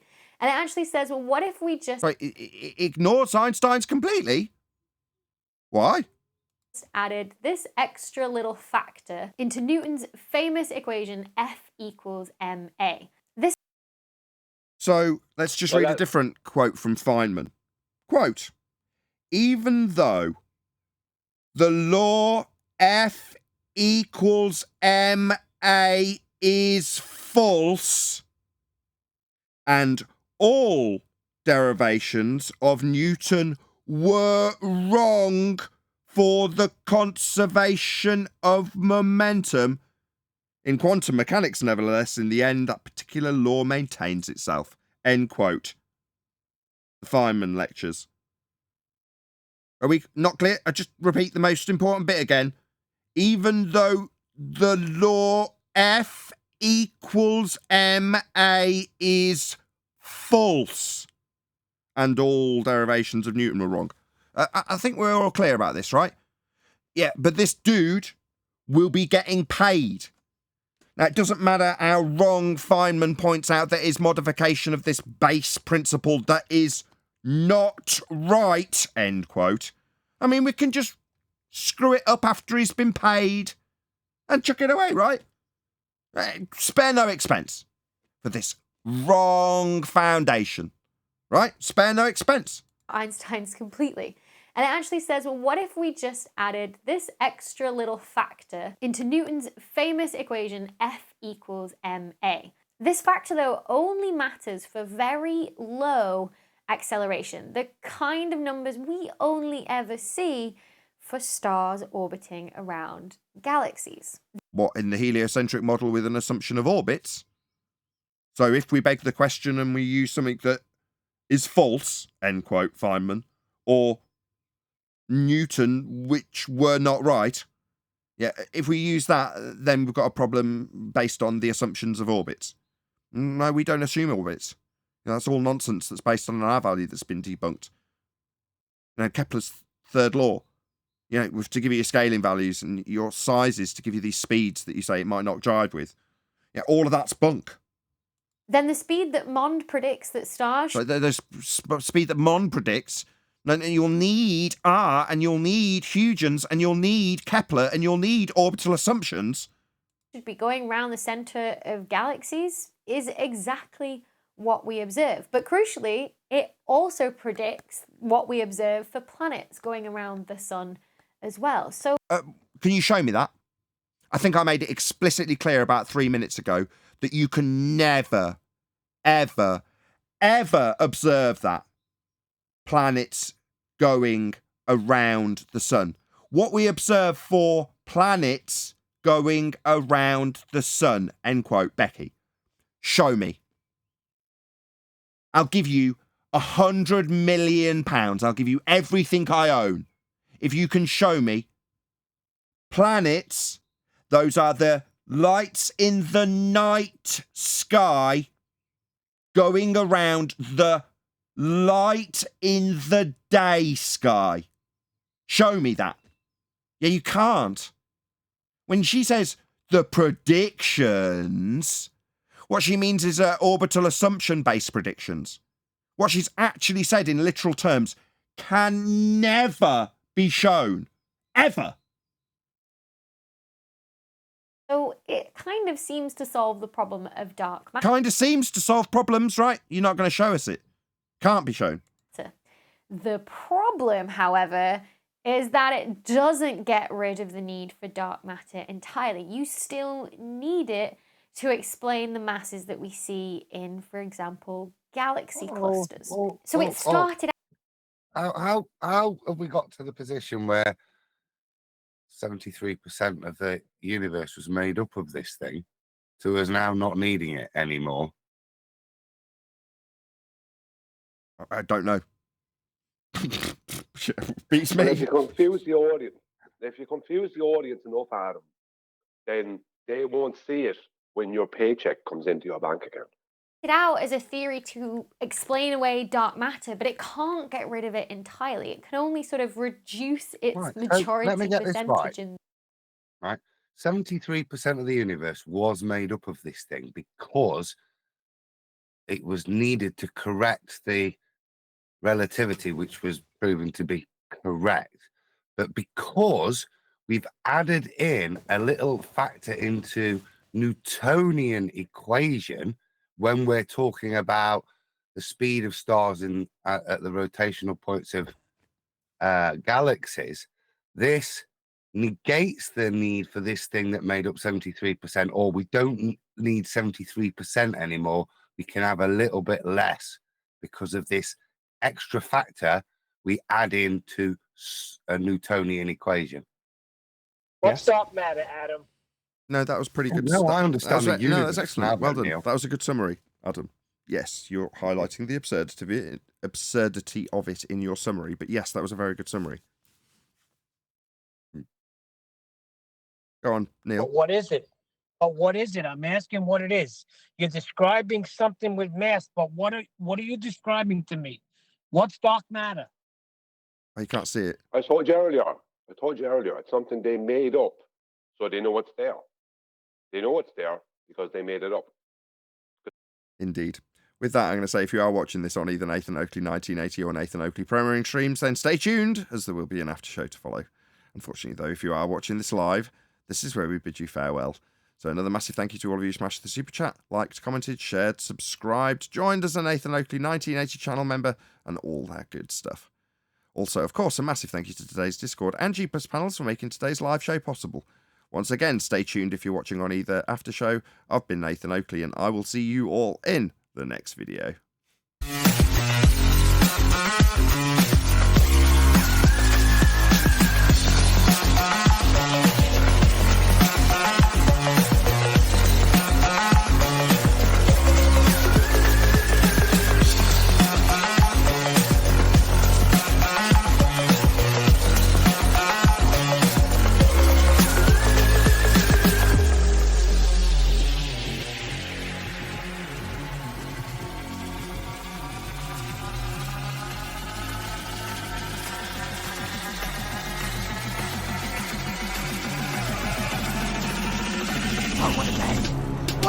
Shout out to LF for a late super chat right at the end of the live show. Says, I'd give Adam or Quantum Eraser $100.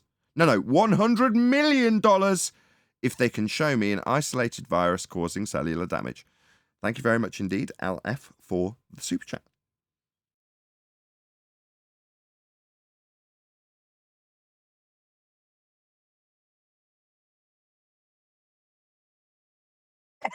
Adam said just $1 million will do. I like that.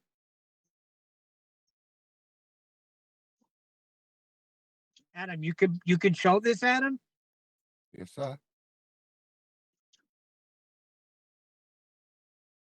I think Adam's gone. Somebody's $1 million less in their bank. When you play the Michio Kaku quote and hear Dr. Becky today, that's like makes the whole thing understandable. See it advance, leaps the logic. The test is an image from a place that doesn't exist in their reified model.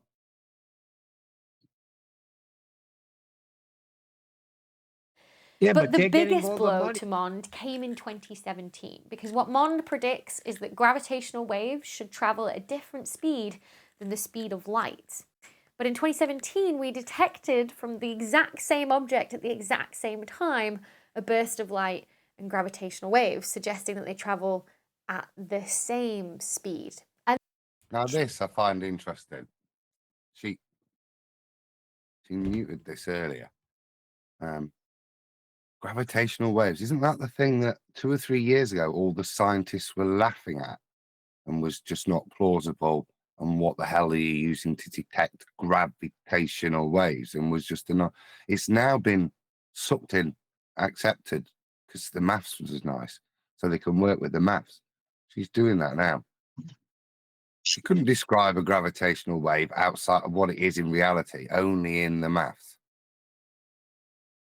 And Well, that but in was general a relativity- huge blow for that theory. Number 2, adding an extra field to general relativity, i.e. you have a gravitational field that gives you the force of gravity.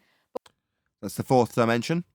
But what about if you had an extra field that coupled to the gravitational field to give you She a said fifth force? A fifth force, that would be the fifth dimension. Wow. People know. 5's You've better got- than 4. If you're thinking of having more dimensions, why not have 5? We're way ahead of you. You know. We got up to 11 with one videographer. No, they're wrong. The fifth dimension is a group. I think it started in the late 60s, early 70s. Yeah, right, with Baydem on your love thing. 4 fundamental forces in the universe, and this could be one extra one that we haven't thought of. Yeah, there could be an extra Sorry. one. I mean, there could be a 7th one. I mean, who knows? Sorry, Four. gravity is not a force. Think of them. Just got to think of them, and they're there. Yeah, you just Gravity, conjure them. And if gravity. hold on, if you get an extra dimension or the dimension you invent is wrong, after you've been paid, of course, you can just scrunch that up and just chuck it away, and everyone's mortgage is still being paid. Is she claiming that gravity is a force of attraction between masses? Because she keeps claiming it's a force. She's saying force. substituting dimension? For example, scalar vector tensor gravity, which is a ridiculous name, I'll admit. Ooh. What about the scalar tensor value problem that's been highlighted by mathematicians far more competent than Becky? What's the term again, Adam? Because I don't know what I'm talking about. I just watched a mathematician do a very good job of the differential tensor calculus that debunks fourth dimensional pseudo-geometry. The problems within it are highlighted within the heliocentric community, Becky. Weren't you aware of the differential tensor calculus values? They add an extra field into general relativity that at very, very small distances produces a force that acts against gravity. It's sort of like A force acting against a non-force. So an extra dimension that gives you an extra force to work against the force of gravity that's not a force. I mean, you can think of it as a force. So if we think of gravity, the pseudo-geometry thereof, as a force, can we think of the fifth dimension working against the non-force that we think of as a force working against the non-force we think of as a force? Is that what we do, Becky? Just trying to keep up. That would Can I mean make a all the prediction? time we've been measuring it, we've been measuring that force of gravity and the other force that's been taken away. So all our measurements of gravity are wrong because they would be bigger because we've always forgot that we were also taking off the other force that's in that fifth dimension. Yeah, well, that would mean that it's not comparable with the size of a mass then. In a small field. Yeah. But can I make a prediction here? Are they Hold going on, to go around have I in a got big- time to make a coffee? If you want to make one, Excellent. you can, but It's gonna have to be a I big predict. prediction now, Brian. well, we're going to have to make a conversation out of it. I predict that they're going to be trying to add in as much Newtonian again as possible, and they're going to go around in a big circle and come back to the orbit of Mercury doesn't work with this though. So we need to go back to Einsteinian. So that's what I predict is going to happen. They're going to go around a big circle and they're going to find out the orbit of Mercury doesn't work with all these new equations they have. Because we're going back to 3 dimensions. Just going back to 3 now. Yeah, but weren't they trying to tie it to stealing the valor from quantum? And aren't they headed towards quantum gravity now? No, you guys just Well, add quantum onto everything.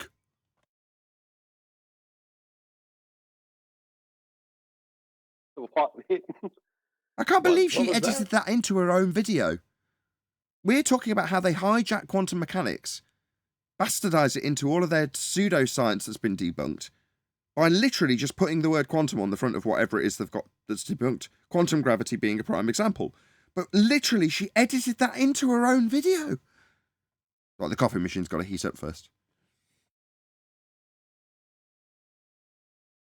Yeah, well, they have to, right? I mean, they got a paradigm that they want us to live in, and every time there's a problem, they have to say, well, maybe in the small scale, it's some other force. They just keep making up stuff.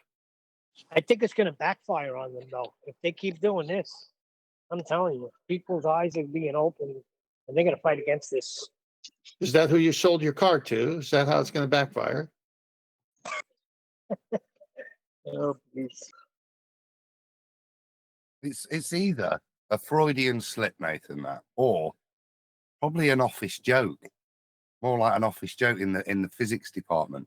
Or what you're doing. I'm just going to redo last year's dissertation, but I'm going to put quantum on the front of it.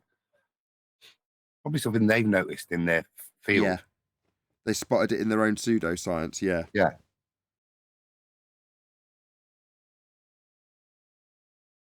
A greasy car salesman. Well, she admitted, again, all the testing is from an image, and they're calling it science.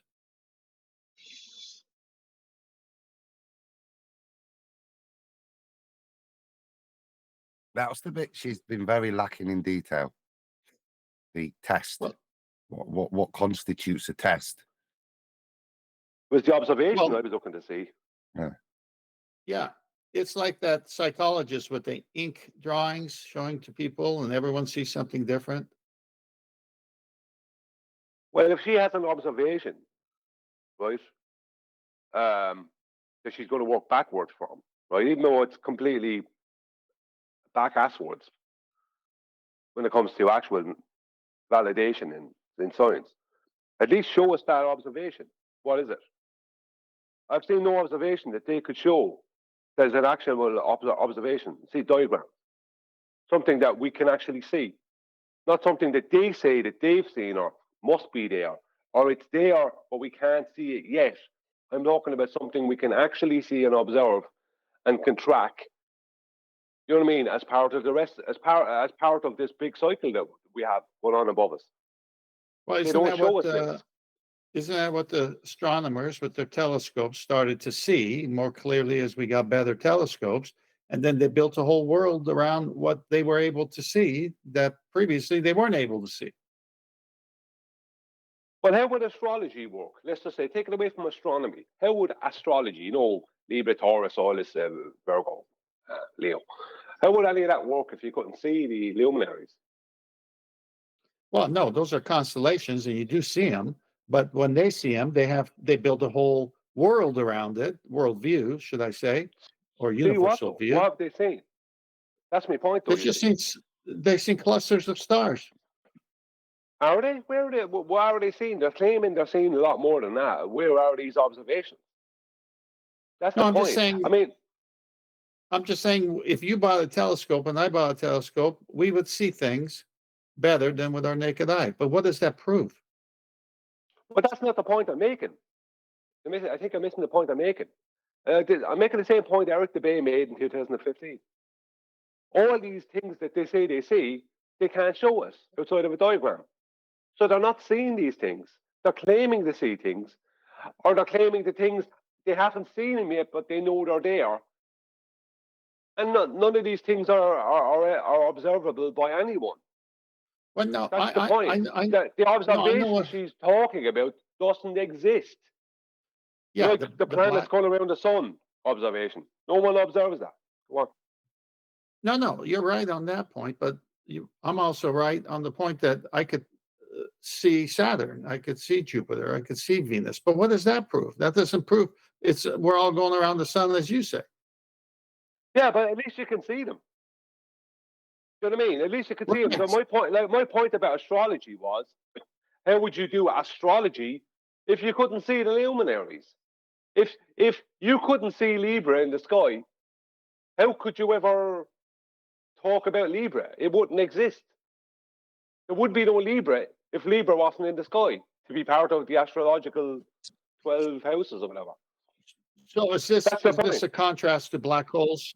Is this your contrast for them saying black holes and other things? Well, yeah, I mean, at least the point is, not that I'm trying to bolster up astrology, right? The point I'm making is, at least astrology can show you the thing they're talking about. Regardless of whether you believe what they're telling you about it, at least they can say, there it is, and they can say it's going to be in this part of the sky at this time of year. Do you know what I mean? And they will be able to prove that. No, you can okay, see that. I understand. You can validate that. They have, but the astronomy have a load of claims that nobody can validate, and they can't even show you themselves. Never mind, who can see this? Nobody. Well, now you're making more sense to me because you're saying the stuff that you and I can't see, they somehow see, and then they make a whole paradigm around it. Exactly. That's what they're doing. They're making a wage paradigm around it. That's what they're making. They're keeping but Brian, aren't they using telescopes that we don't have to see these things? Well, not Dr. Becky, obviously, because she has emails. She looks at her emails. She doesn't look at the sky. She looks at her emails. That's the point. Like, she talked about these observations. Has she presented one of these? Where do I see these observations? Are they going to be an actual photograph? I heard you talking from the kitchen. Yes. The graph she presents, that's what she's actually doing as opposed to the observations, which you're juxtaposing. Is she looking at the telescope, at the lights? No, she's looking at the graphs that come in the emails that are highlighted on the live show, Brian. I had to run back in just to say that. Yes, you're absolutely right. Yeah, but somebody's got to be seeing it. How do you know, Neil? But so who's seeing black holes? You can't see him. That's the point. Well, she's saying that she's getting emails, and these are people that are viewing these things. So she's Ones and just as zeros. guilty. Composites, ones and zeros.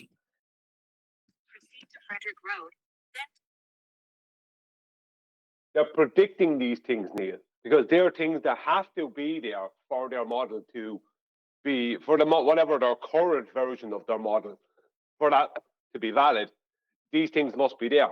So they don't have to see it. They just have to be able to give enough of a good enough story to the rest of astronomy that this thing is there, but we haven't seen it yet.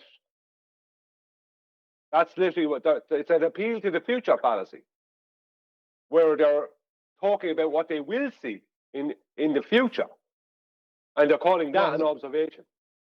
It must be something to it because it was in the movie Interstellar. So there you go. Well, would you accept it, Neil, if I claimed, right, that my evidence and my observation, I told you I had an observation of the Loch Ness Monster, and my evidence, when you come to see that observation, I tell you, I don't have it yet, but I know because of what I believe that, and because of my paycheck, you know, if I'm getting paid by a university or something, that I will observe the Loch Ness Monster in the future. How is that a valid observation? That was perfect. No, Brian, I would not accept that. You're absolutely correct. But that's the problem with the world, isn't it? Everyone's accepting this stuff, but yet they're forgetting they're not being presented any of these observations. And shout out to Eric DeBay, he was saying it 8-9 years ago. Where are these observations? Well, Nathan said it earlier. When he said assumptions of orbits have been debunked by the R value being debunked. So they got none of it. Well, it's all debunked by the horizon. Astronomy is a farce. Astronomy. Astrology, at least, it's got some legitimacy to it. But No, it's astronomy is a farce. Astronomy, naming. Yeah, namey, noomy, nami, yeah. No, I would look at it a little different, D Rose. I would say both of them see stars, whatever they can see through a telescope, and then they both go about saying things that can't be proven. Correct. Yeah, exactly. And they got 99% of the Western world believing this nonsense. Well, maybe 98%. But Neil, give credit to the astrologers. They don't talk about the consistency, the matter, they don't talk about the construct of the stars. They only talk about the constellation, what they see. They don't talk about it's made out of this.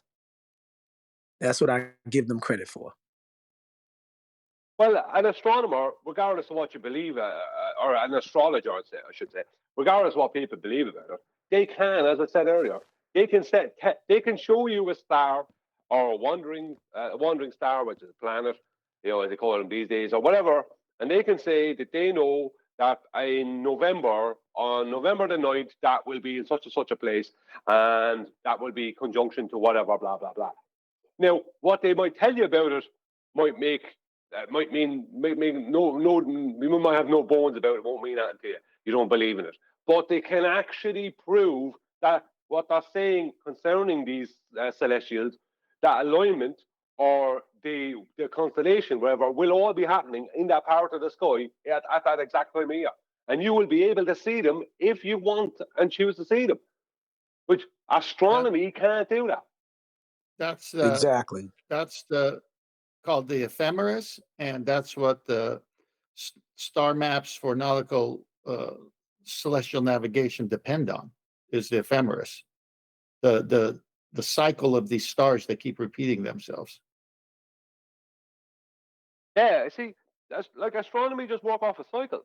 So they're predicting, if you want to call it a prediction, off of a cycle. So astrology, I'd say, not astrology. They're predicting off of a cycle. So there was an alignment between Venus, I think, and Jupiter or something recently. And I saw it. By accident, I went out in the back garden, I looked up into the sky, and it was what they said was going to. I saw it on the news or something, that this thing was coming. And I saw it out to the west of my house. So I thought You what they remember? were saying, I saw. Yeah, you remember that book I bought that shows you where all the stars are from the year 2000 to 2050? And when I called the source that was in Washington State and said, "How do you know all these things?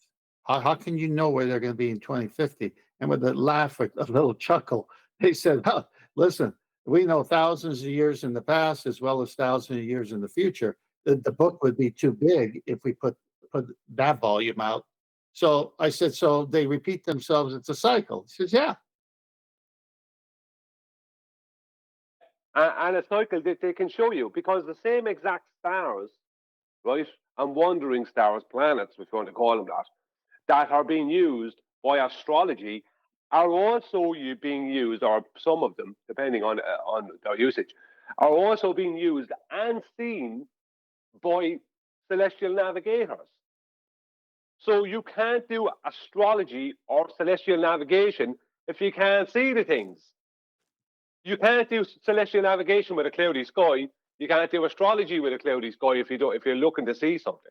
But when those clouds aren't there, you can see it in the nighttime. So Well, if I the say, point is what?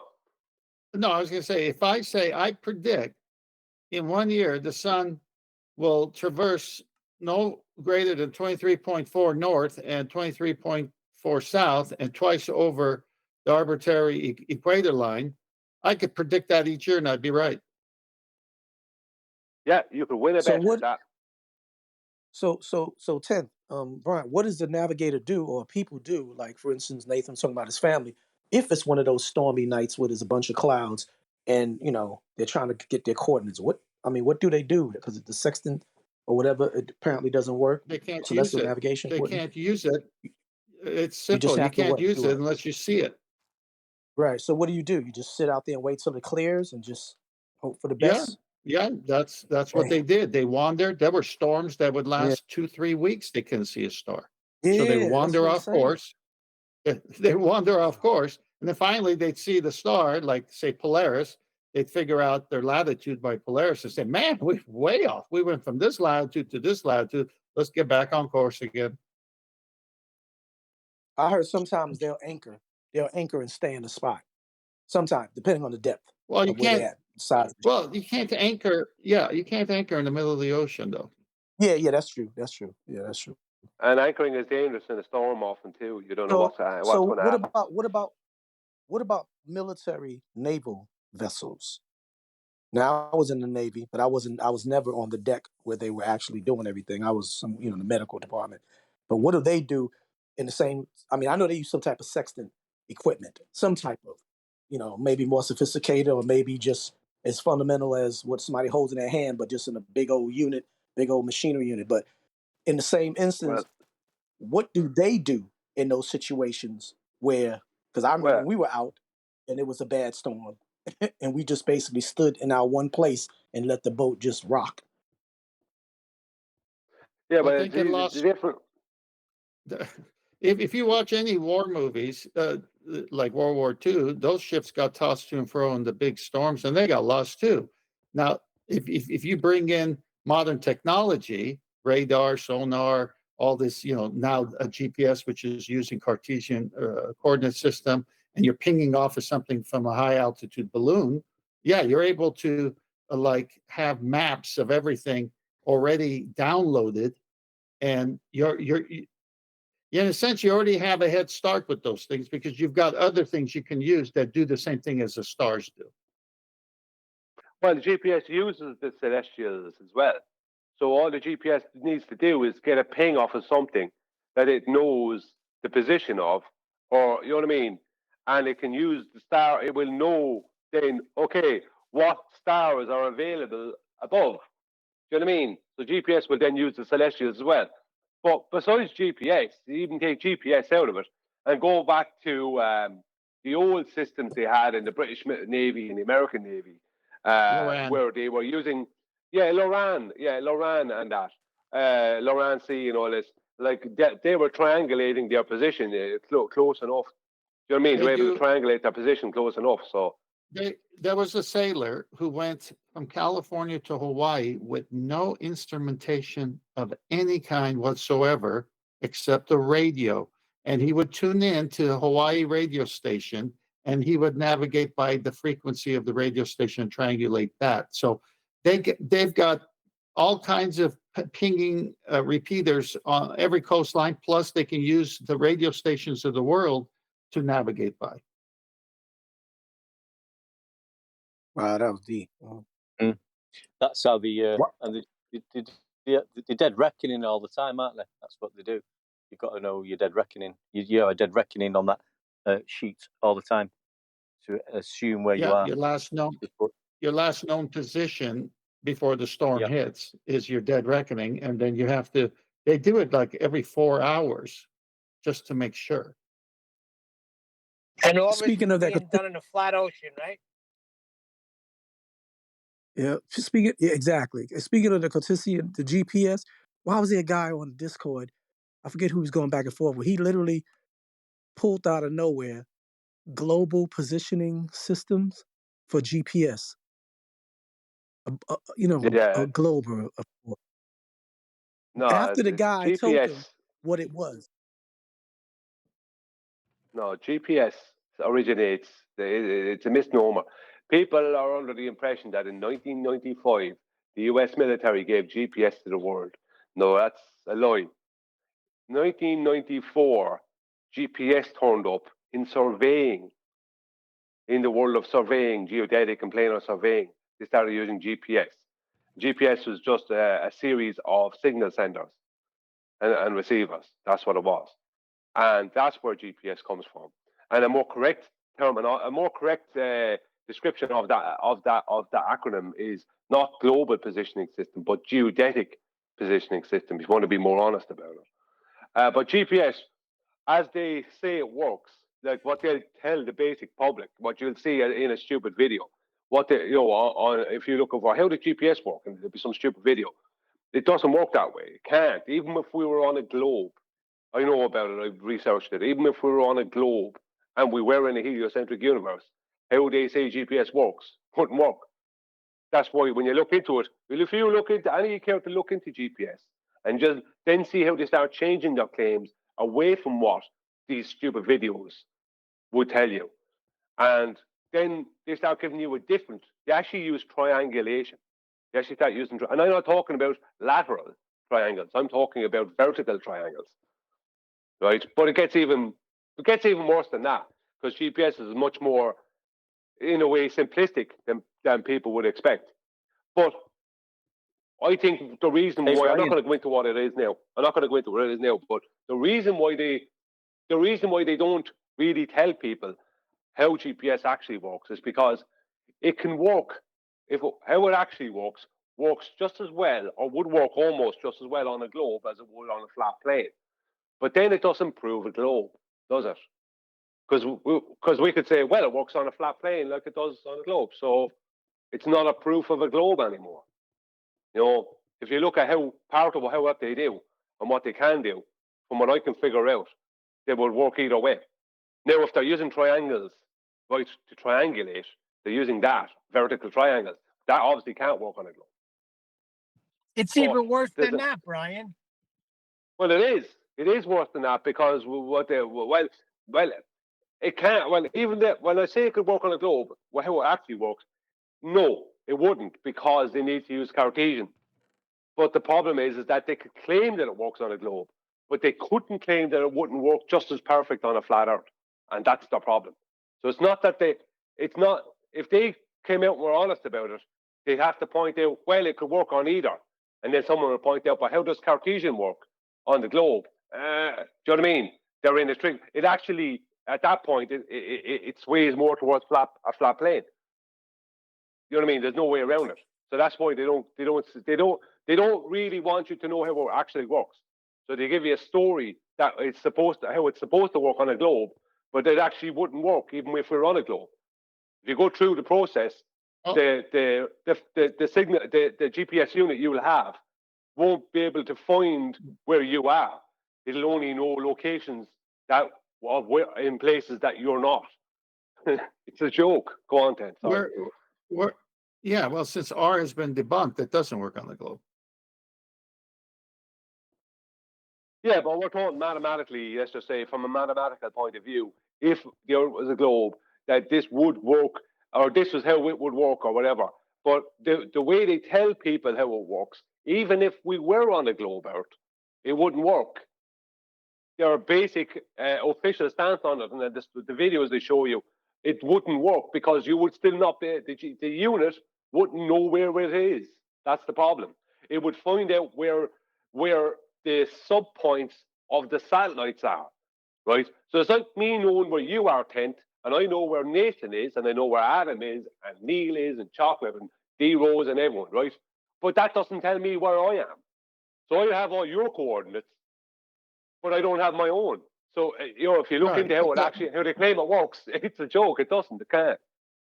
But remember we had this argument. We had this argument back in the day with Mr. Sensible and others about trilateration versus triangulation. Yeah, but even that is a misnomer because when you go into how it actually works, then all that kind of goes out the window. I won't go because that's all based on a pre-assumption of how it's basically how we're told it's supposed to work. Blah blah blah. Well, I'm sorry, but if it's hanging from a helium balloon, it's exactly the way you described it. Well, yeah, I know. It's go on, one deck. Anyway, yeah, just a quickie. I did write a few words for you down, mate. It's a poem dedicated to you. I did add a few words in the end which aren't quite true. But it's called It's Worse Than That. Yeah? And I'm just going to read it out because I've got to go in a minute. Yeah. So it's worse than that. Things are getting worse, I've heard. Globers' claims getting more absurd. They now claim horizon, not a physical location. I mean, it can't get any worse than that. They're basically telling us the Earth is flat. And just when you thought it couldn't get any worse, they're now denying Earth's calculated curve. And wait, it's worse than that. They deny Brian's logic on longitude and lat. And if you think it can't get any worse than that, Sean Hawkins, let me tell you about that. He just tilts his head to the horizon floor. No need for dip correction no more. So yes, things are getting worse and much more. Let's talk about gas pressure expanding up from the floor. Because if space was a vacuum, we'd all be dead. And this is what Brian's logic said. Brian said, it's worse than that. You globers have got squirrels in space and that. Bending space, dilating time. I'm a flat earther and I'm doing just fine. So things are getting worse, but not for me. You just keep looking for curve from the top of your tree while I look at life logically. Bravo! That was Bravo! Brilliant. Excellent. Very That good. was for you, Brian. Thank you, one deck. I'm humbled here. That was very good. Very good. That's awesome. And speaking of one of the lines you said about gas expands and goes up, I was so pleased to see one of my 7. Sorry, I got a phone call. My 7-year-old's homework, and it had said solid and one explanation, and it said liquid. Oh, it said liquid, um, um, imitates its entire container, whatever. It said solid does something else, but then it said gas expands and rises, and I felt so good that was one of the things, and he got all 6 correct. That the teacher and that they were teaching him, being in the first grade, to say that. I wonder if they told us that we forgot it, and then when we got older, they started pumping that nonsense in us to make us forget about the fundamental basics of the laws, physics, of natural physics. You know what I'm saying? No, I remember as a kid, they taught us all about the solar system first. I didn't learn anything about gases or gas behavior till like 6th and 7th grade. Nah, he literally did that for solid, liquid, and a gas. I was so elated, man. Well, That's it can't great. get better than that, mate. Yeah. Maybe they are starting to teach in a different way.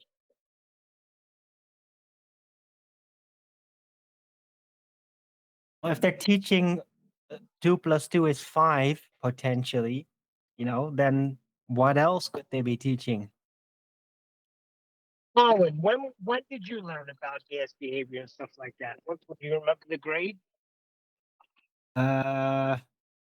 Was I think you would classify as middle school. I was like 12.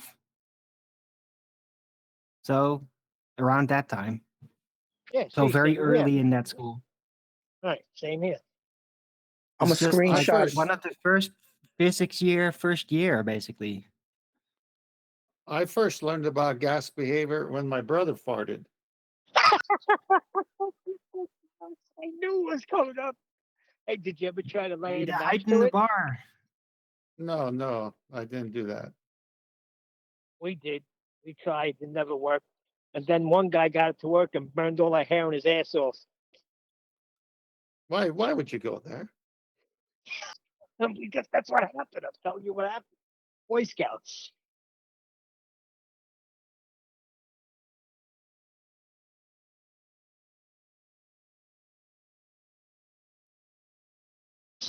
And it gets worse than that, but I won't explain. Don't All right, so do I'm gonna that again, please. I'm gonna post it. I'm gonna post his sheet, his homework sheet, or whatever his test sheet. It's about matter in the chat, so you ever see exactly what I'm talking about.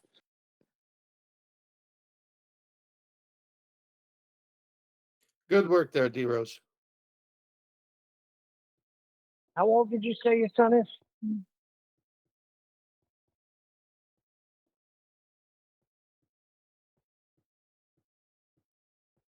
I think he said he's 7. That's amazing. Yeah, he just made 7 March 21st. I just put it And up he's there. learning that. Yes, it's there, and you could tell he just made 7. You can see his handwriting. He's got like the big giant lowercase letters, same size.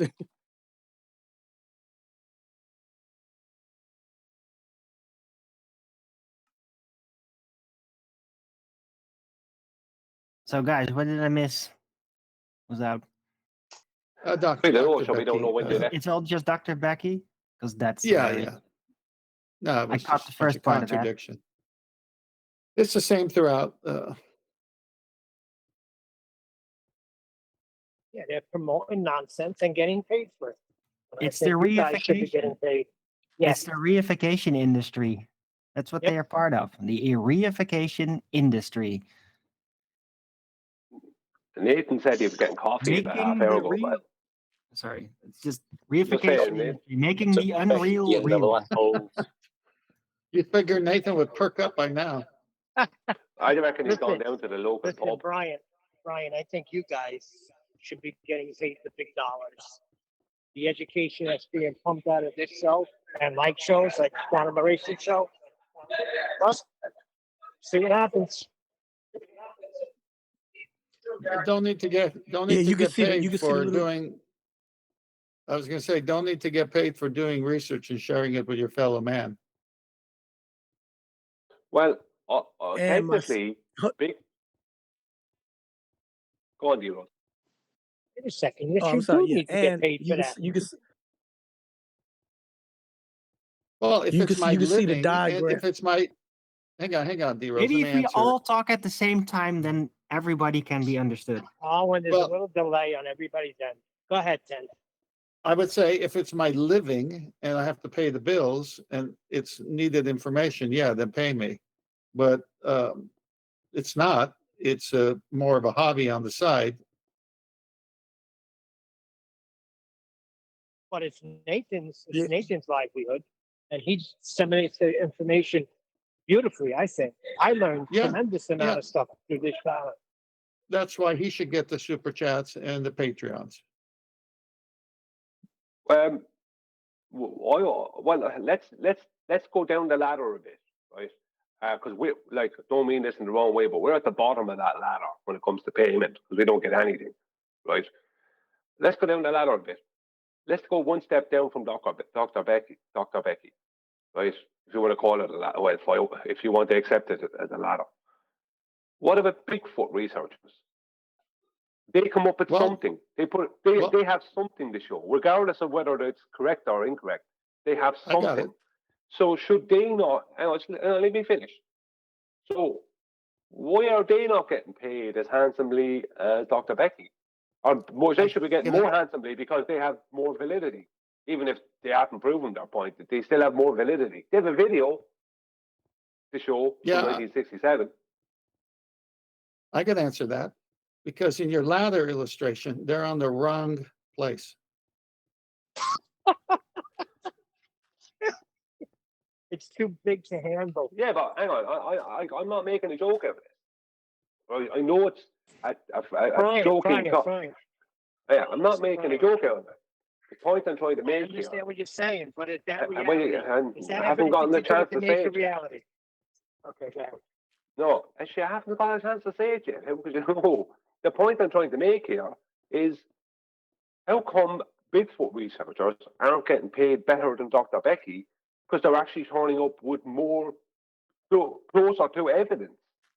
There's more what you could call way more what you could call evidence for what they're claiming than what Dr. Becky is claiming. I'm talking, when I say way more, I'm talking boatloads more. Now, that still doesn't prove their point, but it shows that they have a lot more validity than Dr. Becky. But are they getting paid what she gets paid? They should be at least getting paid that. There's people on YouTube who do research, Bigfoot research, and they're just YouTubers. Are they getting? Did they have the benefits of what Becky has? Can we answer now? Can we answer now? Come on. Are they teaching that in school? That Bigfoot is part of this world? No, they're teaching in school that we live on a globe. Well, they are. This is your destination and the solar system, and everybody born into it. That's what's being taught. Well, that's kind of a moot point to what the point I was making. But you were actually well. You didn't claim you were aware, but you asked the question, and I said they are. They're talking because they're talking about evolution in school, and they're often talking about a missing link, all this stuff, because they don't have any links. Oh, I understand what you're saying. Yeah. What Brian is saying is that if you're going to go down this road, Bigfoot researchers have more evidence than Dr. Becky does. Yes, and it ties in because of evolution. Because Bigfoot would be the missing link, wouldn't he, Brian? No, he wouldn't. That's idiotic.